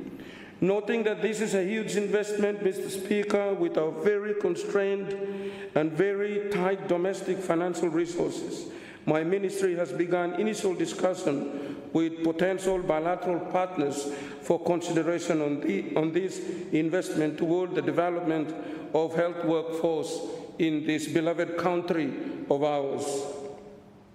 Mr. Speaker, I now wish to outline some of the significant achievements made by the ministry over the past years. In our health infrastructure space, the first of this is the successful opening of the Kukum Clinic, an essential facility that has long served communities in Eastern Yarra. As this House will recall, the facility was previously closed due to termite and safety concerns. And first time we talked here, this chamber in 2024, this was the first question that is raised to me as the Minister of Health. Through coordinated efforts involving ministry staff, development partners, including the Solomon Islands, Australia Health Partnership, and the World Bank, the Kukum Clinic has been fully renovated and reopened, restoring access to essential outpatient care, maternal and child health services, and routine primary care. The reopening also relieves pressure on the National Referral Hospital by reducing ambulatory cases that do not require tertiary level care. The work is not yet done, Mr. Speaker, for me fully relieve him now, NRHs. It stands as a tangible demonstration of the Government of National Unity's commitment to strengthening primary health care and ensuring that health services are accessible to where people live. Another major area of achievement related to access to medicine and supplies, Mr. Speaker, the ministry has taken significant steps to address long-standing bottlenecks that have contributed to delay, stock out, and efficiency in the supply chain. Key reforms, Mr. Speaker, have included upgrading cold chain and air conditioning system at the National Medical Store, strengthening scrutiny and arrangement, improving inventory processes, and enhancing logistic coordination. Through support from the Government of Australia, World Bank, and the Global Fund, the Ministry has been able to address critical weakness within the system and strengthening the capacity of the National Medical Store. The work is not done yet, Mr. Speaker, but we will continue to improve on this, and especially improving our upstream and downstream of our supply chain. Work has also progressed, Mr. Speaker, on the development of a comprehensive national supply chain policy and strategy. This strategy, which will be finalized shortly, provides a long-term roadmap of improving forecasting, procurement, warehouse distribution, quality assurance, and the data visibility across the supply chain. It represents a major milestone in the modernization and governance of the ministry system and will be rolled out progressively beginning in 2026. Mr. Speaker, I must applaud the people behind of our hard work within achieving this, Mr. Speaker. When I took up the portfolio, the critical item availability lies at 59%. And as of this year's for 2025 budget, we managed to increase it to 85% availability of critical items, and it oscillates between 85 to 95. But we will have to improve our supply system in the provincial or second-level medical store so that we are able to maintain our higher percentage in the last mile of our healthcare facilities. Mr. Speaker, a third major achievement relates to specialist services and the expansion of national clinical capacity.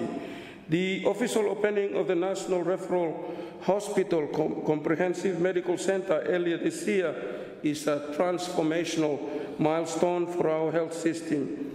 This state-of-the-art facility, constructed through the support of the People's Republic of China, and let me again acknowledge this support to the people of the Republic of China, Tagyo Tumas, for this health facility, is now operational and offering specialist services in the cardiology, nephrology, urology, and advancing diagnostic imaging. These services, which were previously unavailable in our country, Mr. Speaker, are now accessible to our people, reducing resilience on overseas referral and creating new opportunities for skill development among our clinicians. And I'm very glad and acknowledge our specialists who work alongside with other specialists in performing one of the first-time procedure, which is the laser treatment for our kidney stone patients, and also for the stent that they have continued to do in the Comprehensive Medical Center. Mr. Speaker, in November, the Comprehensive Medical Center hosted a major neurological mission supported by the Solomon Islands Australia Health Partnership. More than 20 specialists from Nepean Blue Mountain Hospital and Mercury University Hospital spent a week conducting specialist brain and spinal surgery, outpatient clinics, and intensive hands-on training with local and anesthetic staff. We are happy to say, Mr. Speaker, for these medical procedures, complex one, can be done in our country that is not available in the past. And we must say that I'm very thankful to the specialist of neurosurgeon that you managed to operate one of the child's brain tumor where hemi pikinin blowavalaman that hem against him itulo petition, Mr. Speaker, and I thank them for doing that good job.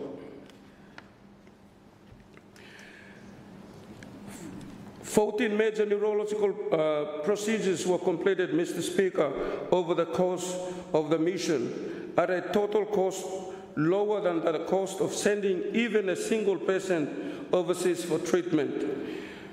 This achievement illustrates the immense value of strengthening national capacity and highlight the power of partnership. It also demonstrates what can be achieved when modern infrastructure is combined with skilled national clinicians and strong international collaboration. And Mr. Speaker, I'm very passionate to improve our health infrastructure across the country, and so that these kind of procedures can be done. Mr. Speaker, the ministry has also made significant progress on major infrastructure projects, most notably the Kilufi Hospital expansion, following the signing of the construction contracted earlier this year. The project gone beyond its 60% major work. The ministry continues to work closely with Malaita provincial government, land holding groups, and the contractor to ensure smooth implementation. And let me thank the people of Malaita and the provincial executive for their continuous support. Not only that, but also me like for taking this opportunity for thanking the Minister of Foreign Affairs for the good bilateral that we continue to work together to implement this project. The expansion of Kilufi Hospital, Mr. Speaker, is a major investment in the provincial service delivery, and an important step in strengthening secondary level care outside Honiara. The Ministry will continue to support the project to ensure its completion in the second quarter of 2026. And let me thank the people of Japan and your great government for this huge investment in health. Mr. Speaker, this past year has also seen important progress in health policy and governance. Cabinet has endorsed the health service policy, which will provide the foundation for drafting a modern health service bill to replace the outdated legislative framework. And I wish to thank my cabinet cabinet ministers for supporting this through the cabinet.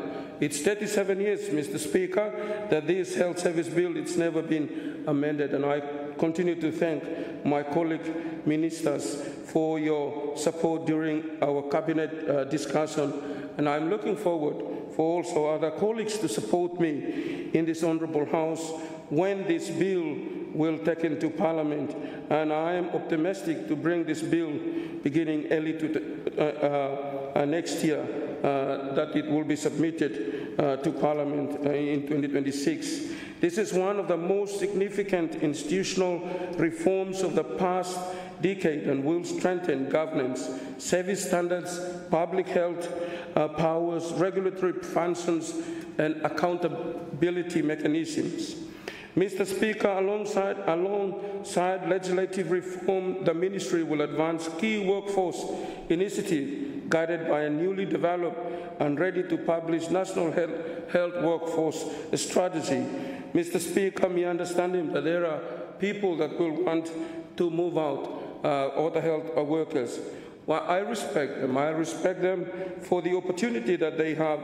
And there are two benefits, Mr. Speaker, if you may look good, Lohem. One is for them to learn new working environment. A second one is to learn new skills that other countries could provide to them, and also good working ethics too. And one of the benefits I'm looking into it when our health workers move out is the remittance and the contribution to the economy. Though we have these challenges, Mr. Speaker, inside this health workforce strategy, we will address some of the issues that my health workers continue to experience and raise. This includes strengthening health workforce, Mr. Speaker, planning, improved development practices, enhanced dialogue with training institutions, and better coordination with professional council. The Ministry has also begun work on a workforce housing and development plan to address long-standing accommodation shortage and strengthen retention in rural and remote areas, as I alluded earlier on, Mr. Speaker. These initiatives are essential to ensuring that health workforce are supported, valued, and appropriately deployed across the health system. Mr. Speaker, while we acknowledge this achievement, we must also confront the challenges that continue to shape our health outcomes. One of which, Mr. Speaker, is the non-communicable disease, remain the leading cause of premature death in our country. The burden of diabetes, hypertension, cardiovascular diseases, and chronic kidney disease continues to grow, creating significant personal, social, and economic impacts, not only to the Ministry of Health and Medical Services, but also to the families, Mr. Speaker. These conditions are driven by preventable risk factors, and the Ministry will continue to strengthen prevention, early detection, management, and community engagement to reduce the NCD impact. A whole government approach is the key to addressing this situation, Mr. Speaker, and let me take this opportunity to thank the SOLPEN and NCD team for their hard work, led by Dr. Jones Habu. Malaria remains a significant public health concern, Mr. Speaker, while global and regional trend points to a progress in elimination in some parts of the Pacific. Solomon Islands continue to experience a resurgence in several provinces, including Malaita, Central Islands, Guadalcanal Province.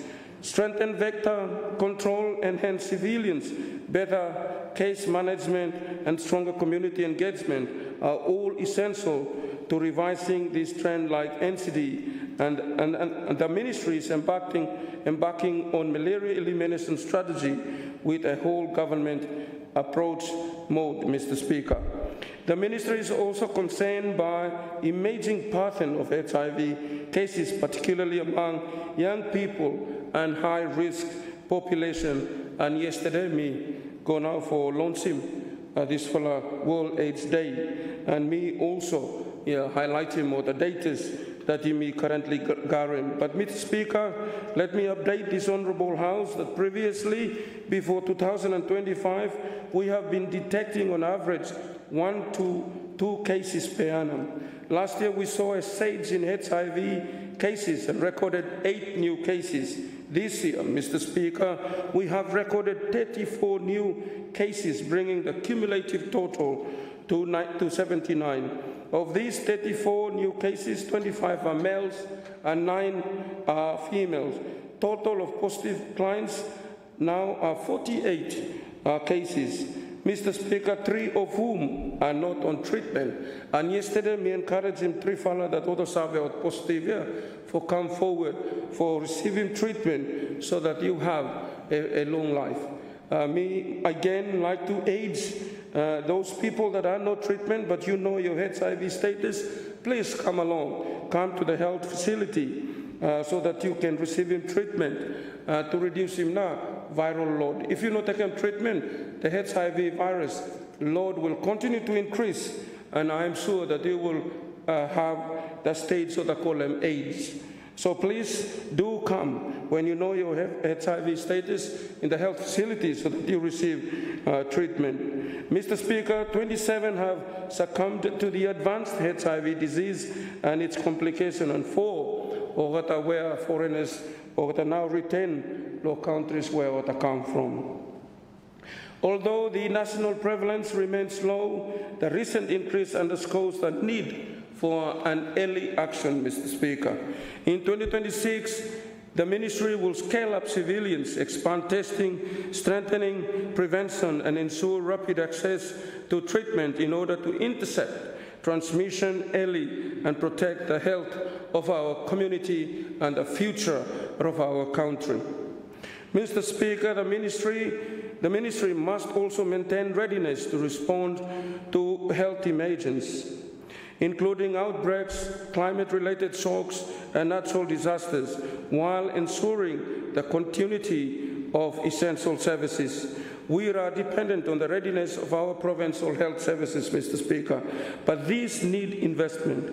As the Public Accounts Committee has repeatedly highlighted, many facilities lack reliable water, power, staffing, equipment, and supplies.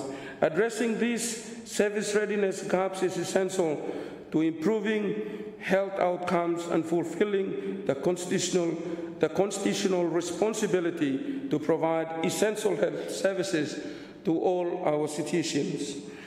Mr. Speaker, allow me to outline the ministry's budget for 2026.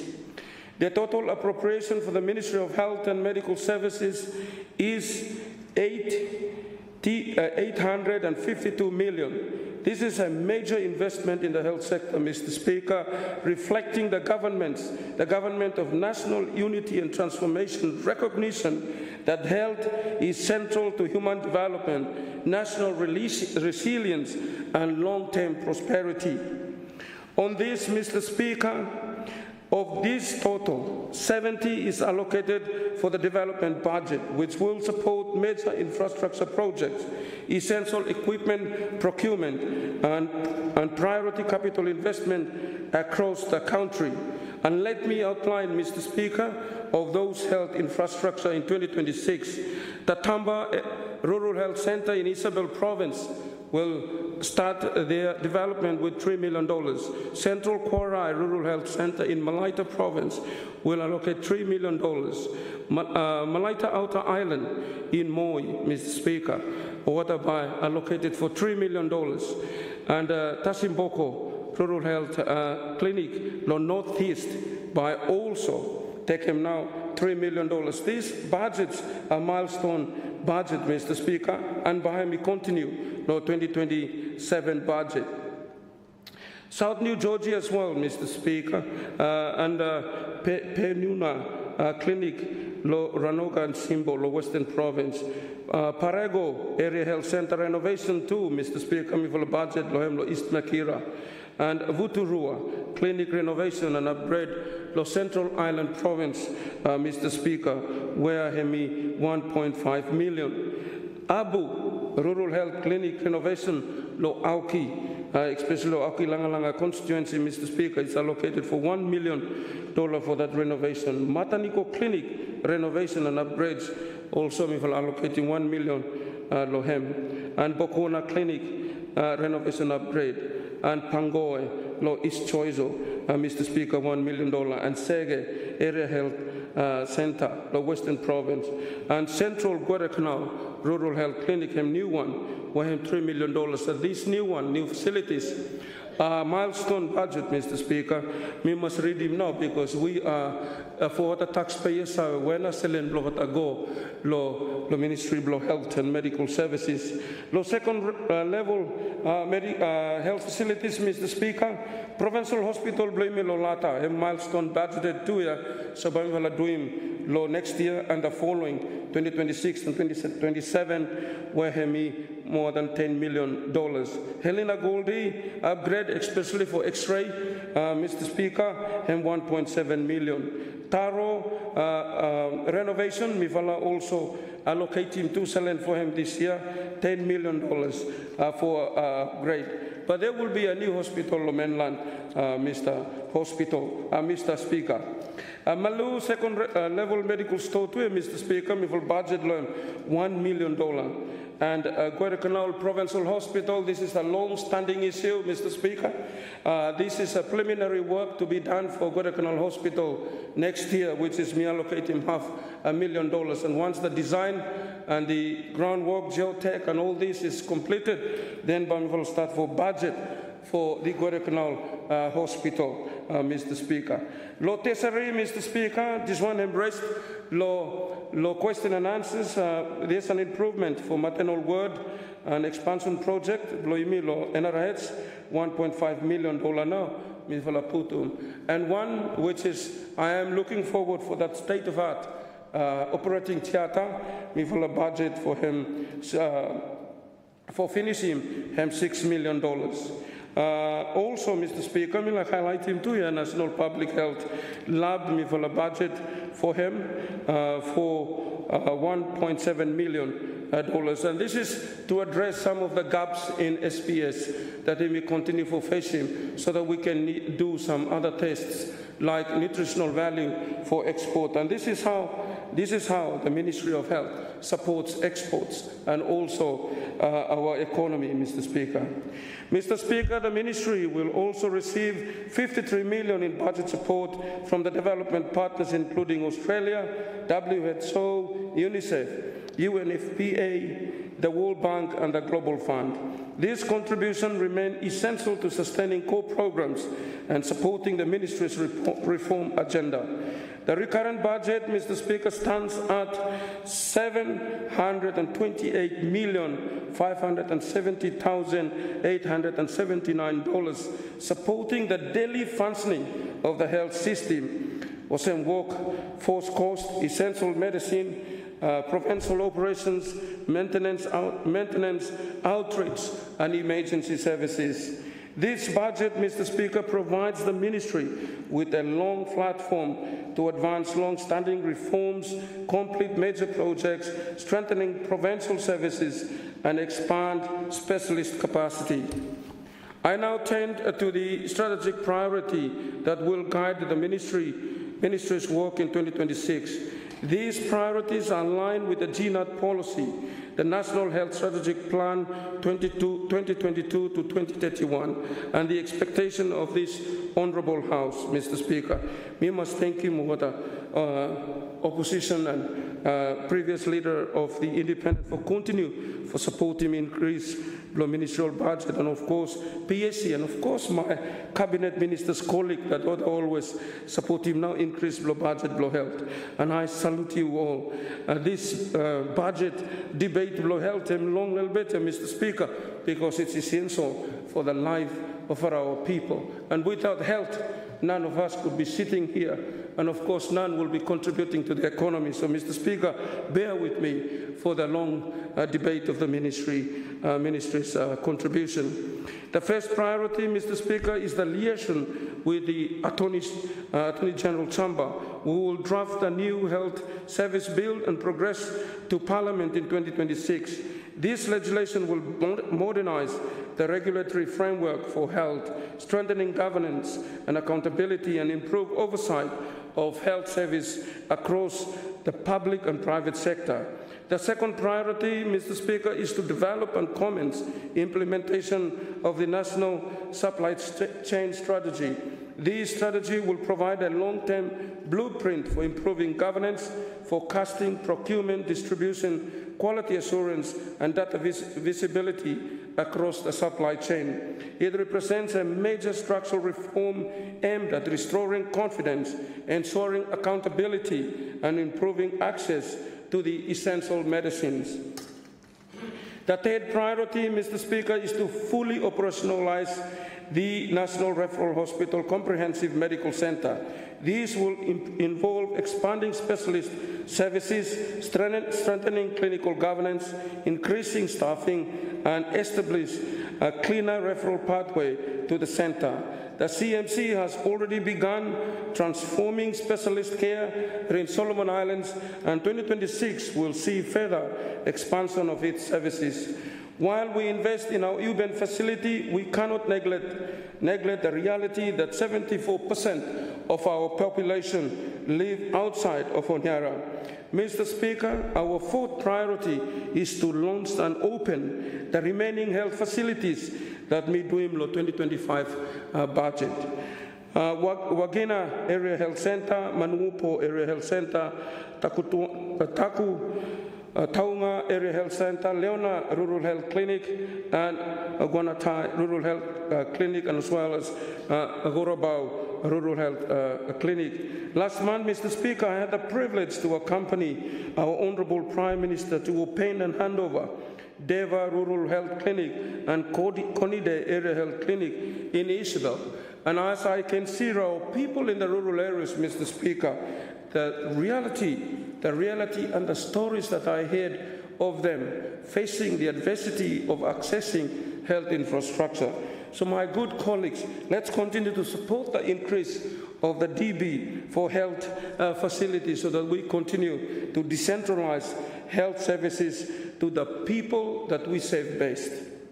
Mr. Speaker, these new facilities extend essential primary health services into the remote, hard-to-reach communities and reduce the burden of long and costly travel for care.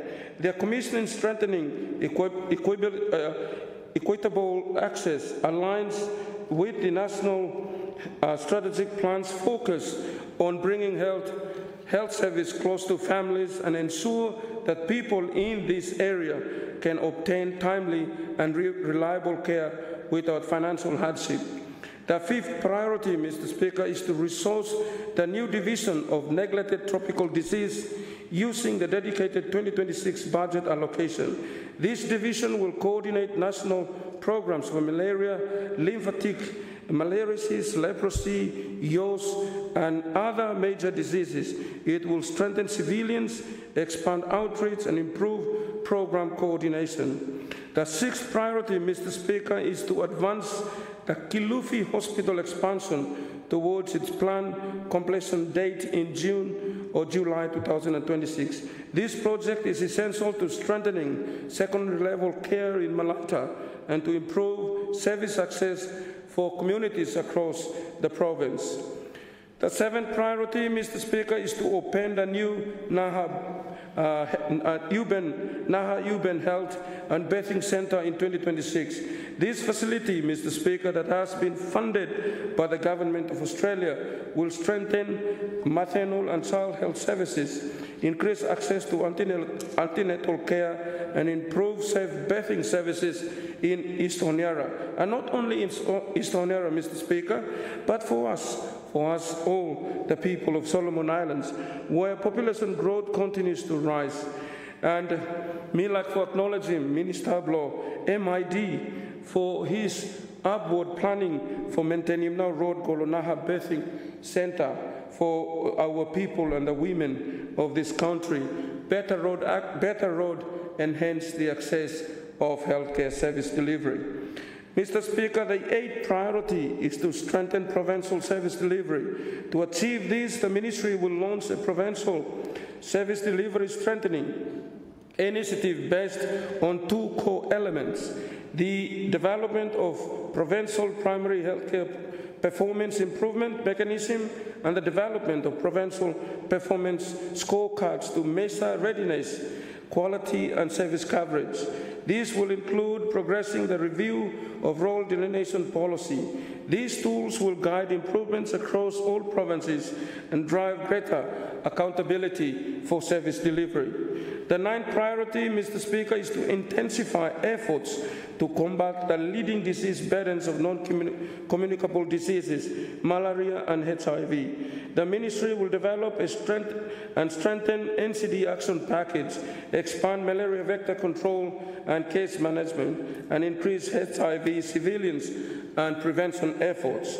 The 10th priority, Mr. Speaker, is to strengthen women's leadership across the health system. Although women make up the majority of the health workforce within the Ministry, they remain underrepresented in senior, clinical, managerial, and decision-making roles. In 2026, the Ministry will take deliberate steps to expand leadership pathway, ensure transparent recruitment practices, and increase professional development and mentorship opportunities for the women within the Ministry. The 11th priority, Mr. Speaker, is to upgrade MIOP and financial reporting system across all provinces and the narrative reporting for the finance and execution. This will improve accountability, strengthening compliance with financial management standards, and support provincial health offices to make better use of the fund. Mr. Speaker, let me also inform this Honourable House that within the Ministry, we've got an internal audit where we look after how we use our finances. The 12th priority is to implement a digital health foundation package to strengthen civilians' data quality, connectivity, DHIS2 reporting and facility information system across both national, provincial and community levels. The 13th priority, Mr. Speaker, is to bring closer the payment of COVID allowance to our health workforce. In 2025, Mr. Speaker, the Ministry's budget bid for COVID allowances was 6 million, but fell short of 3 million to fund the outstanding COVID allowances. However, further PALIAMENT during the 2025 period was 3.2 million to cater for the outstanding bill and the settlement of the GBR rental used as a quarantine station during the COVID pandemic between 2020 to 2022. Mr. Speaker, this payment of COVID allowance should be done during the COVID period. Unfortunately, I need to carry this issue forward to us, and I do sincerely ask all this Honourable House to support me to meet the COVID allowances of my health workers. Mr. Speaker, of the COVID allowances of 3 million, 1.9 million plus was the amount paid through Health Emergency Response Fund and used to settle COVID allowances of all direct wards employees, while 1+ million was COVID-19 allowance paid through the payroll section at the Ministry of Finance and Treasury. have now stored lot of COVID-19. So there are some that took the COVID allowance or received the COVID allowance, Mr. Speaker. There are others yet in waiting, and I ask my health workers to sincerely patient as we deal with these COVID allowances of yours. The 14th priority, Mr. Speaker, guided by the publications of new National Health Workforce Strategy addressing workforce housing, deployment, strengthening, retention, and ensure equitable access to essential health workers across our provinces. The ministries would also embark on its readiness to resource the upcoming new facilities.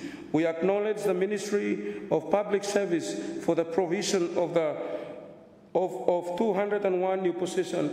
And Minister, through the Speaker, I thank you for these provisions that have been budgeted for in 2026 for 3 new facilities: Kilufi Hospital expansion, Naha Urban Bathing Center, and Comprehensive Medical Center, with the following breakdown, Mr. Speaker: 140 new positions for the Comprehensive Medical Center, Lo NRH, 45 new positions Pahem Lo Naha Bathing Urban Center, and 16 new positions for Kilufi Hospital. Last but not the least, Mr. Speaker, our final priority, number 15, is to strengthen clinical governance. This is a core priority for the ministry. In the year ahead, the ministry will develop a Solomon Islands model clinical governance framework for potential application in all hospital, public, NGO, and private operated health facilities. This will be a foundational step to improve the quality of care, improving patients' experience, and improve care outcome. Mr. Speaker, because let me finish, but let me put more emphasis on the clinical governance. This one now, if a lot of health workers by delivering health services, the clinical governance. Yeah, how we treat you in our health facilities. We need to have this model in order for you to improve, to receive the optimum care that you need in. I understand there are people that also complaining on how we practice, how health workers deliver healthcare services and post them on Facebook. But with this new model of clinical governance, Mr. Speaker, we will improve. We will improve on how we deliver our clinical work to the people that needs the most of our service. Mr. Speaker, this priority reflects the GNAT's policy emphasized on stronger institutions, improved service delivery, national resilience, accountability, and human capital. They also respond directly to the findings of the Public Accounts Committee and the expectation of the National Health Strategic Plan 2022-31. Together, they formed a coherent agenda for building a stronger and more resilient health system. Mr. Speaker, in conclusion, I wish to conclude by acknowledging the dedication of the health workforce across our nation. Their work is the foundation of our health system. I also acknowledge the continued support of our development partners: Australia, Tagio Tumas; the People's Republic of China, Tagio Tumas; WHO, Tagio Tumas; UNICEF, UNFPA, Tagio Tumas, and the World Bank. Tagio Tru Tumas Lo Yufala and the Global Fund for their vital contribution in assisting us to receive the health care that we continue to receive today. Your support is deeply appreciated, and we will continue to be a critical partner to strengthen the health of our beloved nation, Solomon Islands. As we look to the year ahead, I am reminded of the reassuring words of Jeremiah, chapter 33, verse 6. I will bring health and healing to them. I will heal my people and will let them enjoy abundant peace and security. Let me wish our people across Solomon Islands, about 700 to 800 people that continue to receive the health services, a Merry Christmas and prosperous New Year 2026. And to my health workforce, from the cleaners to the surgeons, I want to say thank you and thank you too much for your dedication, and I wish you God's blessing towards the festive season, Christmas time. Believe me, I know that you will continue to work while others are sleeping and enjoying the festive season, as the health workforce will continue to save our country. I wish you all a blessed and a Merry Christmas. I commend, Mr. Speaker, the 2026 budget to this honourable House, and I support the motion. May God bless the Ministry of Health and people of Solomon Islands from soul to soul. I thank you for listening. I resume my seat, Mr. Speaker. Thank you, Honourable Minister for Health and Medical Services. Are there any other members who wish to contribute to the motion? Thank you. We have one at time, so I'll give it to the Minister for Public Service first. You have the floor, Northwest Guru. Thank you. Thank you, Mr. Speaker, sir, for allowing me as Minister for Public Service and MP for Northwest Guru constituency for also contribute to this debate on the budget that I presented by the Minister of Finance. Mr. Speaker, sir, I rise to contribute to the debate on the 2026 budget presented by the Honourable Minister of Finance. This budget, under the theme Accelerating Economic Transformation, Resourcing the Resourced to Drive Economic Growth and Sustainable Development. This theme serves as a compass directing efforts towards sustainable development, economic resilience, and institutional accountability. Let me begin by commending the Honourable Minister of Finance and his hardworking team of the Ministry of Finance, also the Ministry of Development Planning and Aid Coordination and the Ministry of Public Service and all other government ministries in working together to make sure that the 2026 budget becomes a reality. It is your dedication and effort in preparing and presenting this budget to Parliament. Your tireless commitment ensures that this financial blueprint can reflect your priorities and aspirations of our nation, believe me. We owe them our gratitude for their crucial role in setting us on the path towards accountability and transformative progress. Mr. Speaker, as a Minister of Public Service, I recognize the profound importance of this theme. The allocation within this budget reaffirms our collective resolve to modernize our public service and ensure it becomes a key enabler of national progress. The roles of public service in economic transformation, Mr. Speaker, said, the public service lies at the heart of delivering this vision. It is the vehicle through which government policies are implemented and national goals are realized. For the public service to meet the demands of this ambitious theme, it must evolve, adopt, and align with the priorities set out in this budget. The Ministry of Public Service is committed to ensuring that our institutions and workforce are equipped to be key drivers of resilience and sustainability. This budget provides the necessary foundation to modernize our systems, enhance our workforce, and ensure efficient service delivery to our citizens. The Public Service Act 2025, Mr. Speaker, sir, on 24th of October 2025, this Honourable House passed the Public Service Act 2025. This landmark legislation established the governance, the accountability, leadership, management, recruitment, training, and performance management framework necessary to reform, strengthen, and modernize the public service. The 2026 budget priority focus for the Ministry of Public Service is to socialize the Public Service Act. the regulations, the orders, and policy driven by the ministry.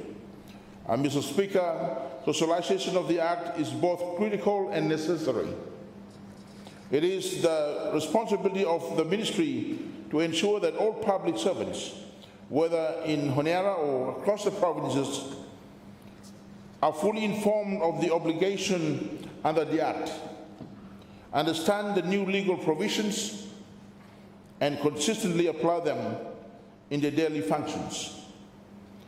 For the public service to deliver effectively, public officers must have a clear understanding of the human resource responsibilities that underpins an accountable and professional public service. This fund is needed for socialization of the Act. The support of the Ministry to Public Service Commission and other commissions, Mr. Speaker, I would like to highlight the need to provide budget support for the various commissions responsible for the appointment and discipline of public officers. The Commission plays a very important constitutional function in the public service structure. The Public Service Commission, Judicial Legal Service Commission, and the Police and Correctional Service Commission. The commissions are allocated with budget baseline of $750,000 for 2026. Mr. Speaker, as you know, the Minister of Public Service provides sectoral support to the Commission. Thus, the Ministry is also responsible for supporting Commission budget preparation and ensure sufficient funds are allocated to support the Commission work and activities. Mr. Speaker, sir, human resource development and training of public servants is another important aspect of the public service. Public servants must be trained in their respective fields of expert and also equipped with professional skills and knowledge necessary to carry out their duties professionally. In 2025, there were 76 in-service scholarships awarded to public servants to do their studies overseas and locally for academic qualifications. Institute of Public Administration, Mr. Speaker, sir, further in terms of training, the Institute of Public Administration and Management continue to provide and facilitate role-based training and professional development for public servants. In 2025, IPAM conducted 65 professional training specific to the roles, duties, and functions of the public servants. This training resulted in 1,649 officers graduated with specific knowledge and skills. The Ministry of Public Service budget priorities for 2026 include recognition of the importance of IPAM role-based trainings and establishment of an IPAM complex to provide a conducive environment for learning and training of public servants. The Ministry is also reviewing the curriculum and content and ensure it is up to date and meets the workplace needs of today. The Ministry through IPAM also engage in meaningful collaborations with recognized training institution partners both internally and externally. Mr. Speaker, a significant portion of the Ministry's development budget is allocated for the construction of the IPAM complex and support the IPAM core functions. Workforce planning, Mr. Speaker, the Ministry is also involved in assisting ministries to review their organizational functions and identify their workforce need as new officers enter and retiring officers exit the public service.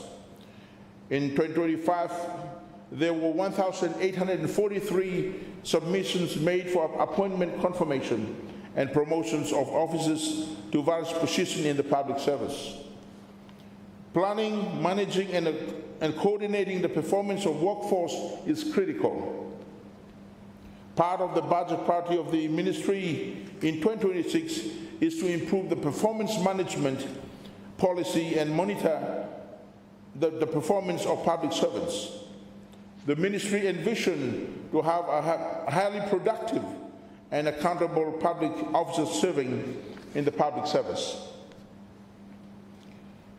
Mr. Speaker, in terms of reform in the Ministry of Public Service, there are important reforms in progress in the Ministry of Public Service. This reform starts with the Public Service Act, the regulations, the orders and policies.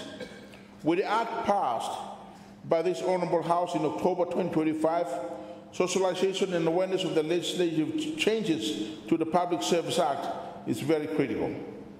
The ministry in 2026 proposed budget was an effort to ensure that there is sufficient budget resources allocated to socialize the Act, regulations, orders and policies implemented by the ministry in 2026. The Ministry of Public Service was given a total budget of $50.660 million to implement its programs and activities for the financial year of 2026. This includes $35.660 million for recruitment budget and $15 million for the development budget, which represent 70% and 30% recurrent and development budget respectively. The Ministry of Public Service recurrent budget, Mr. Speaker, on the recurrent budget, 60% was for the payroll charges and 40% was for other charges to meet administration and operational costs. Of the total budget of $35.658 million, this has been allocated to 5 divisions in the ministry as follows. Central Headquarters was allocated $11.64 million. Workforce Management and Planning was allocated $15.208 million. Public Service Commission was allocated $2.31 million. The Institute of Public Administration and Management was allocated $3.41 million, and Governance and Performance Management was allocated $3.081 million. In terms of development budget, on the development budget, Mr. Speaker, sir, of the total $15 million, $5 million was for the construction of the new IPAM office building, and $10 million was for the Solomon Islands Public Employees Union Complex building.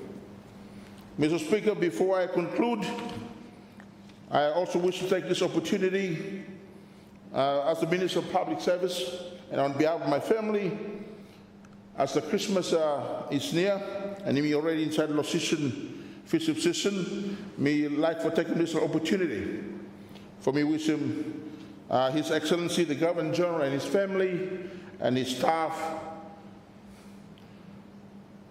your good self and your family and your staff of the National Parliament, the Honourable Prime Minister, his family and his staff of the Office of the Prime Minister and Cabinet.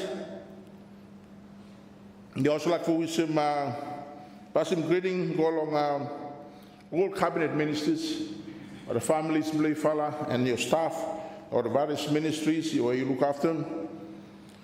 The leader of the opposition, his family and staff, block of the office blame. The leader of the independent group, his family and his staff, the members of Parliament, your families and your good constituents, the constitutional post holders, staff and families, all PSs, the various ministries, and all the public servants and their families, our diplomatic friends and their families and their staff, the good people of Northwest Guadalcanal constituency, or the House of Chief and the Paramount Chief of Sahalu and Tadai House of Chiefs, or tribal leaders, or the church leaders, youth and families. I wish to share my greeting with you for everyone. I wish you all a Merry Christmas and a Happy New Year 2027. May wishing you for a happy holidays and wishing you for a season full of joy and peace. Mr. Speaker, with those few statements, I would like once again to thank the government for putting together this 2026 Appropriation Bill 2026. Thank you to the general leadership, Mr. Honorable Prime Minister, and our cabinet ministers, and our teams will follow for the proposed allocation for the Ministry of Public Service in 2026. With this, I fully support this motion. Thank you, and I receive my seat. Thank you. Thank you, Honourable Minister. Let me give the floor now to Honourable Minister for Public Service, Minister for Justice and Legal Affairs and MP for North Delavera. You have the floor, sir. Thank you, Mr. Speaker, for giving me this opportunity to contribute briefly to this budget debate. At the outset, the remarks made by honourable speakers on the both sides of the House, whether in support or in critique of this budget, I will be very brief in support of this budget. Mr. Speaker, sir, access to justice is not just a service. It is the foundation of fair and prosperous society. Mr. Speaker, sir, as the responsible Minister for the Administration of Justice and Legal Affairs, I would like to convey and assure this House that in 2026, our deliverables remain to serve the mission of the Ministry, which is to provide a vibrant and robust service for our agencies for effective, efficient, and sustainable justice service to the Solomon Island people.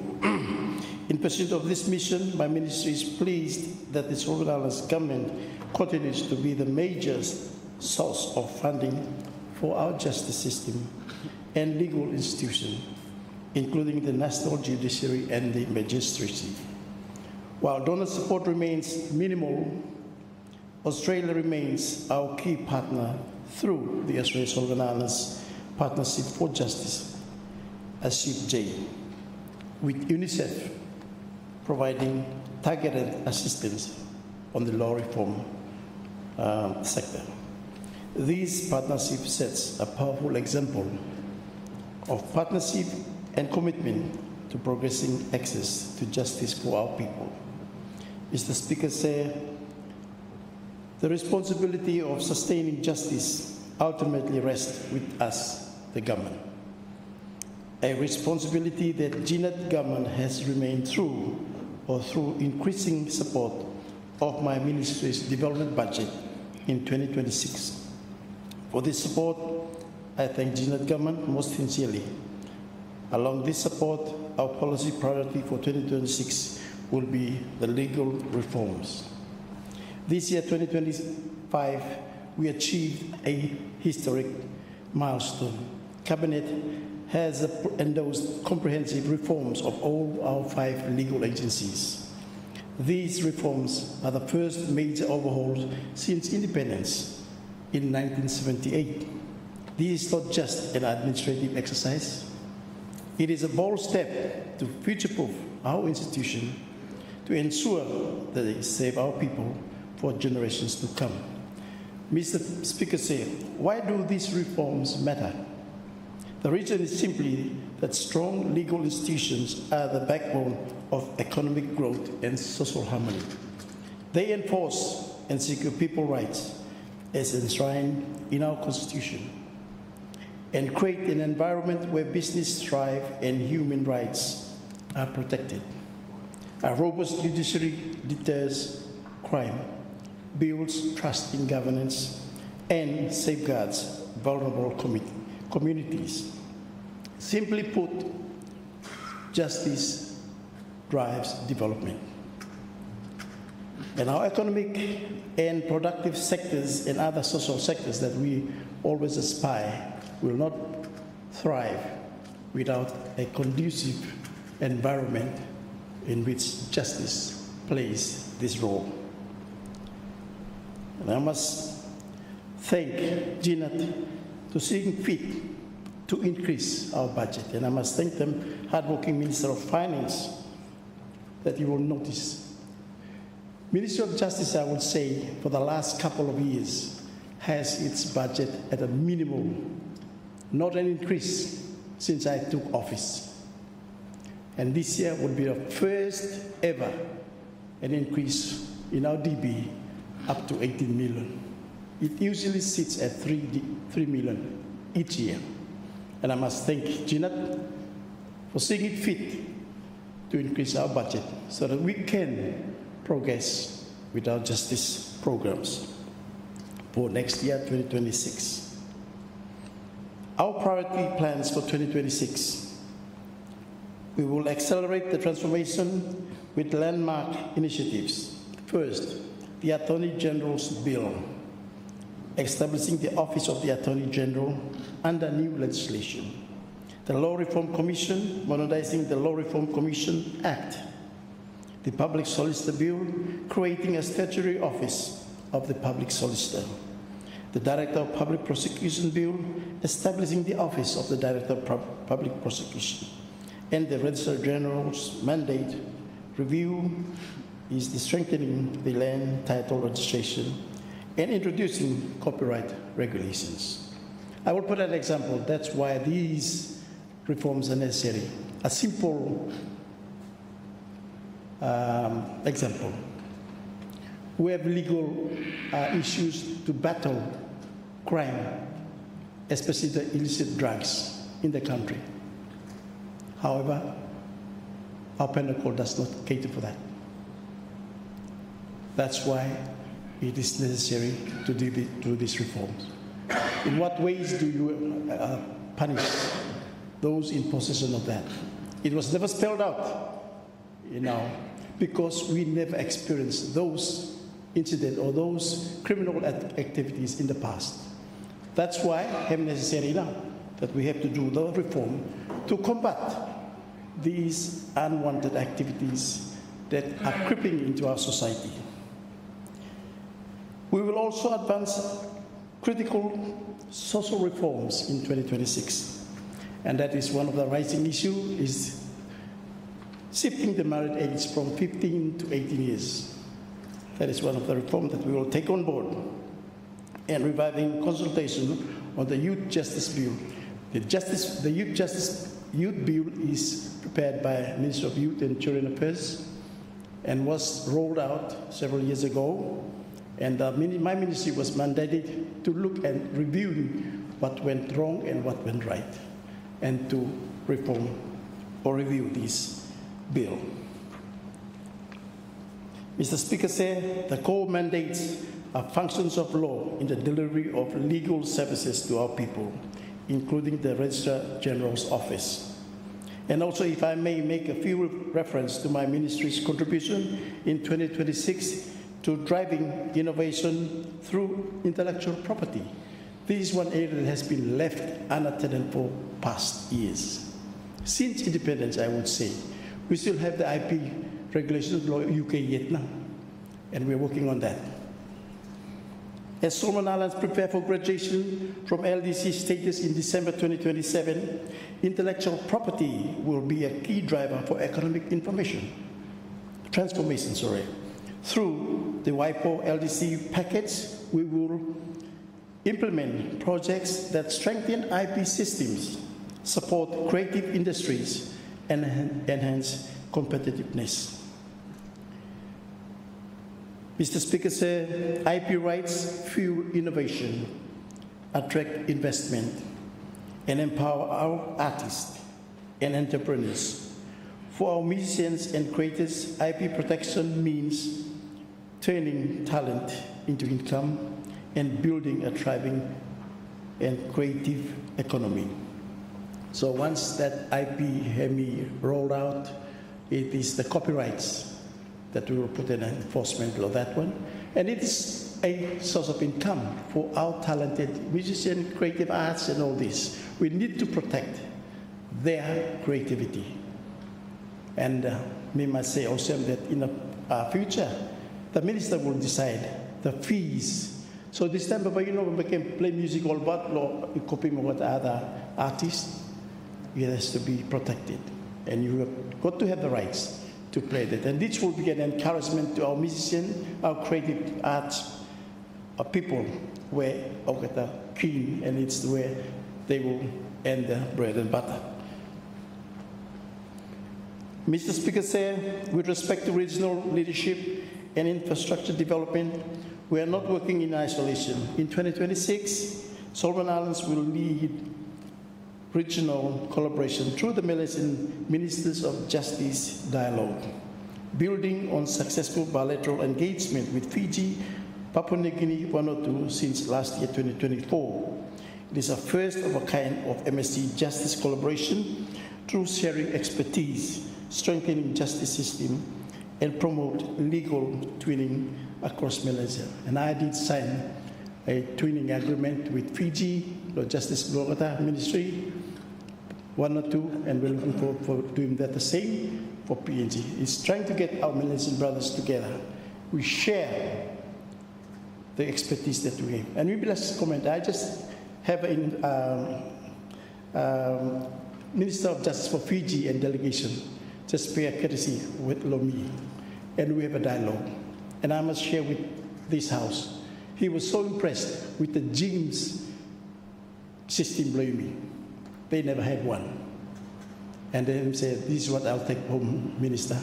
And yes, give me share. That's where the twinning arrangements have come in. And we share, we have our officers going down over to Vanuatu, the law reform, Fiji, DPP, and they send the officers to here. And that's how we enhance our learning and collaboration as Melanesian brothers. At home in 2026, we will take bold steps toward judiciary autonomy and initiate infrastructure development for our justice ground, including plans for a new High Court and Magistrate Court. The GNAT has committed, and I have said it earlier, 18 million to kickstart this project, with a vision to unveil them during our 50th independence anniversary in July 2028. And I must say, these are ambitious goals, but they are achievable with God's help. To this end, we will pursue discussion and willing bilateral partners to drive these projects. And we must say that one of our flagship that we will really look forward for is the giving judiciary the autonomy. I've already produced a white paper to Cabinet, it was approved, and then I've asked the legal officers to actually start to work on the drafting. And with that, we hope the court circuits, the judiciary, so once we bat one of this budget, they may pass in now, yeah, the judiciary will have their budget intact, ready. And when it comes to their work programs, the court circuits and all this, no need for go wait for treasury down for payment. And sometimes it never came out, and the court circuits are not held as planned. This will give them the administrative autonomy to carry out their work without having to wait for funding assistance from the government. So this is one of the major leverage that we would like to see if this autonomy gets through. Above all, we must dare to think big and look ahead. Mr. Speaker, say in closing, in 2026, my ministry and the National Judiciary will initiate challenging projects as that of a High Court, the justice ground for legal agencies. We will dare to do this, not because they are easy, but because they are hard, but left unprioritized since 1978. And I must say that the justice ground, there's where Watamansa Peplei Lemia, next year we will kickstart the project. And we are optimistic that we will get it through before our the 50th anniversary, Blaimilo 28. We would like to present that to the government, a new justice precinct. And that is being optimistic, but we will see how best we can achieve this.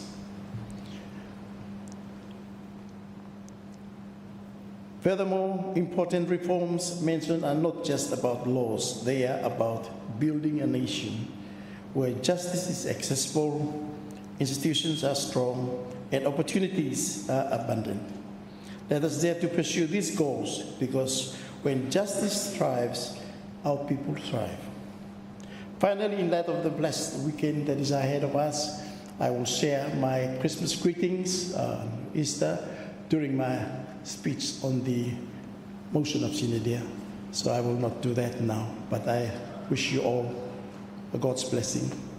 And I thank you for listening. It's gone past lunch hour, but thank you for giving me the time, the speaker. And with these few remarks, I support the bill and I resume my seat. Thank you. Thank you, Honourable Minister. Honourable members, I think I will now suspend Parliament and will resume at 2 and continue with the debates before us. Thank you.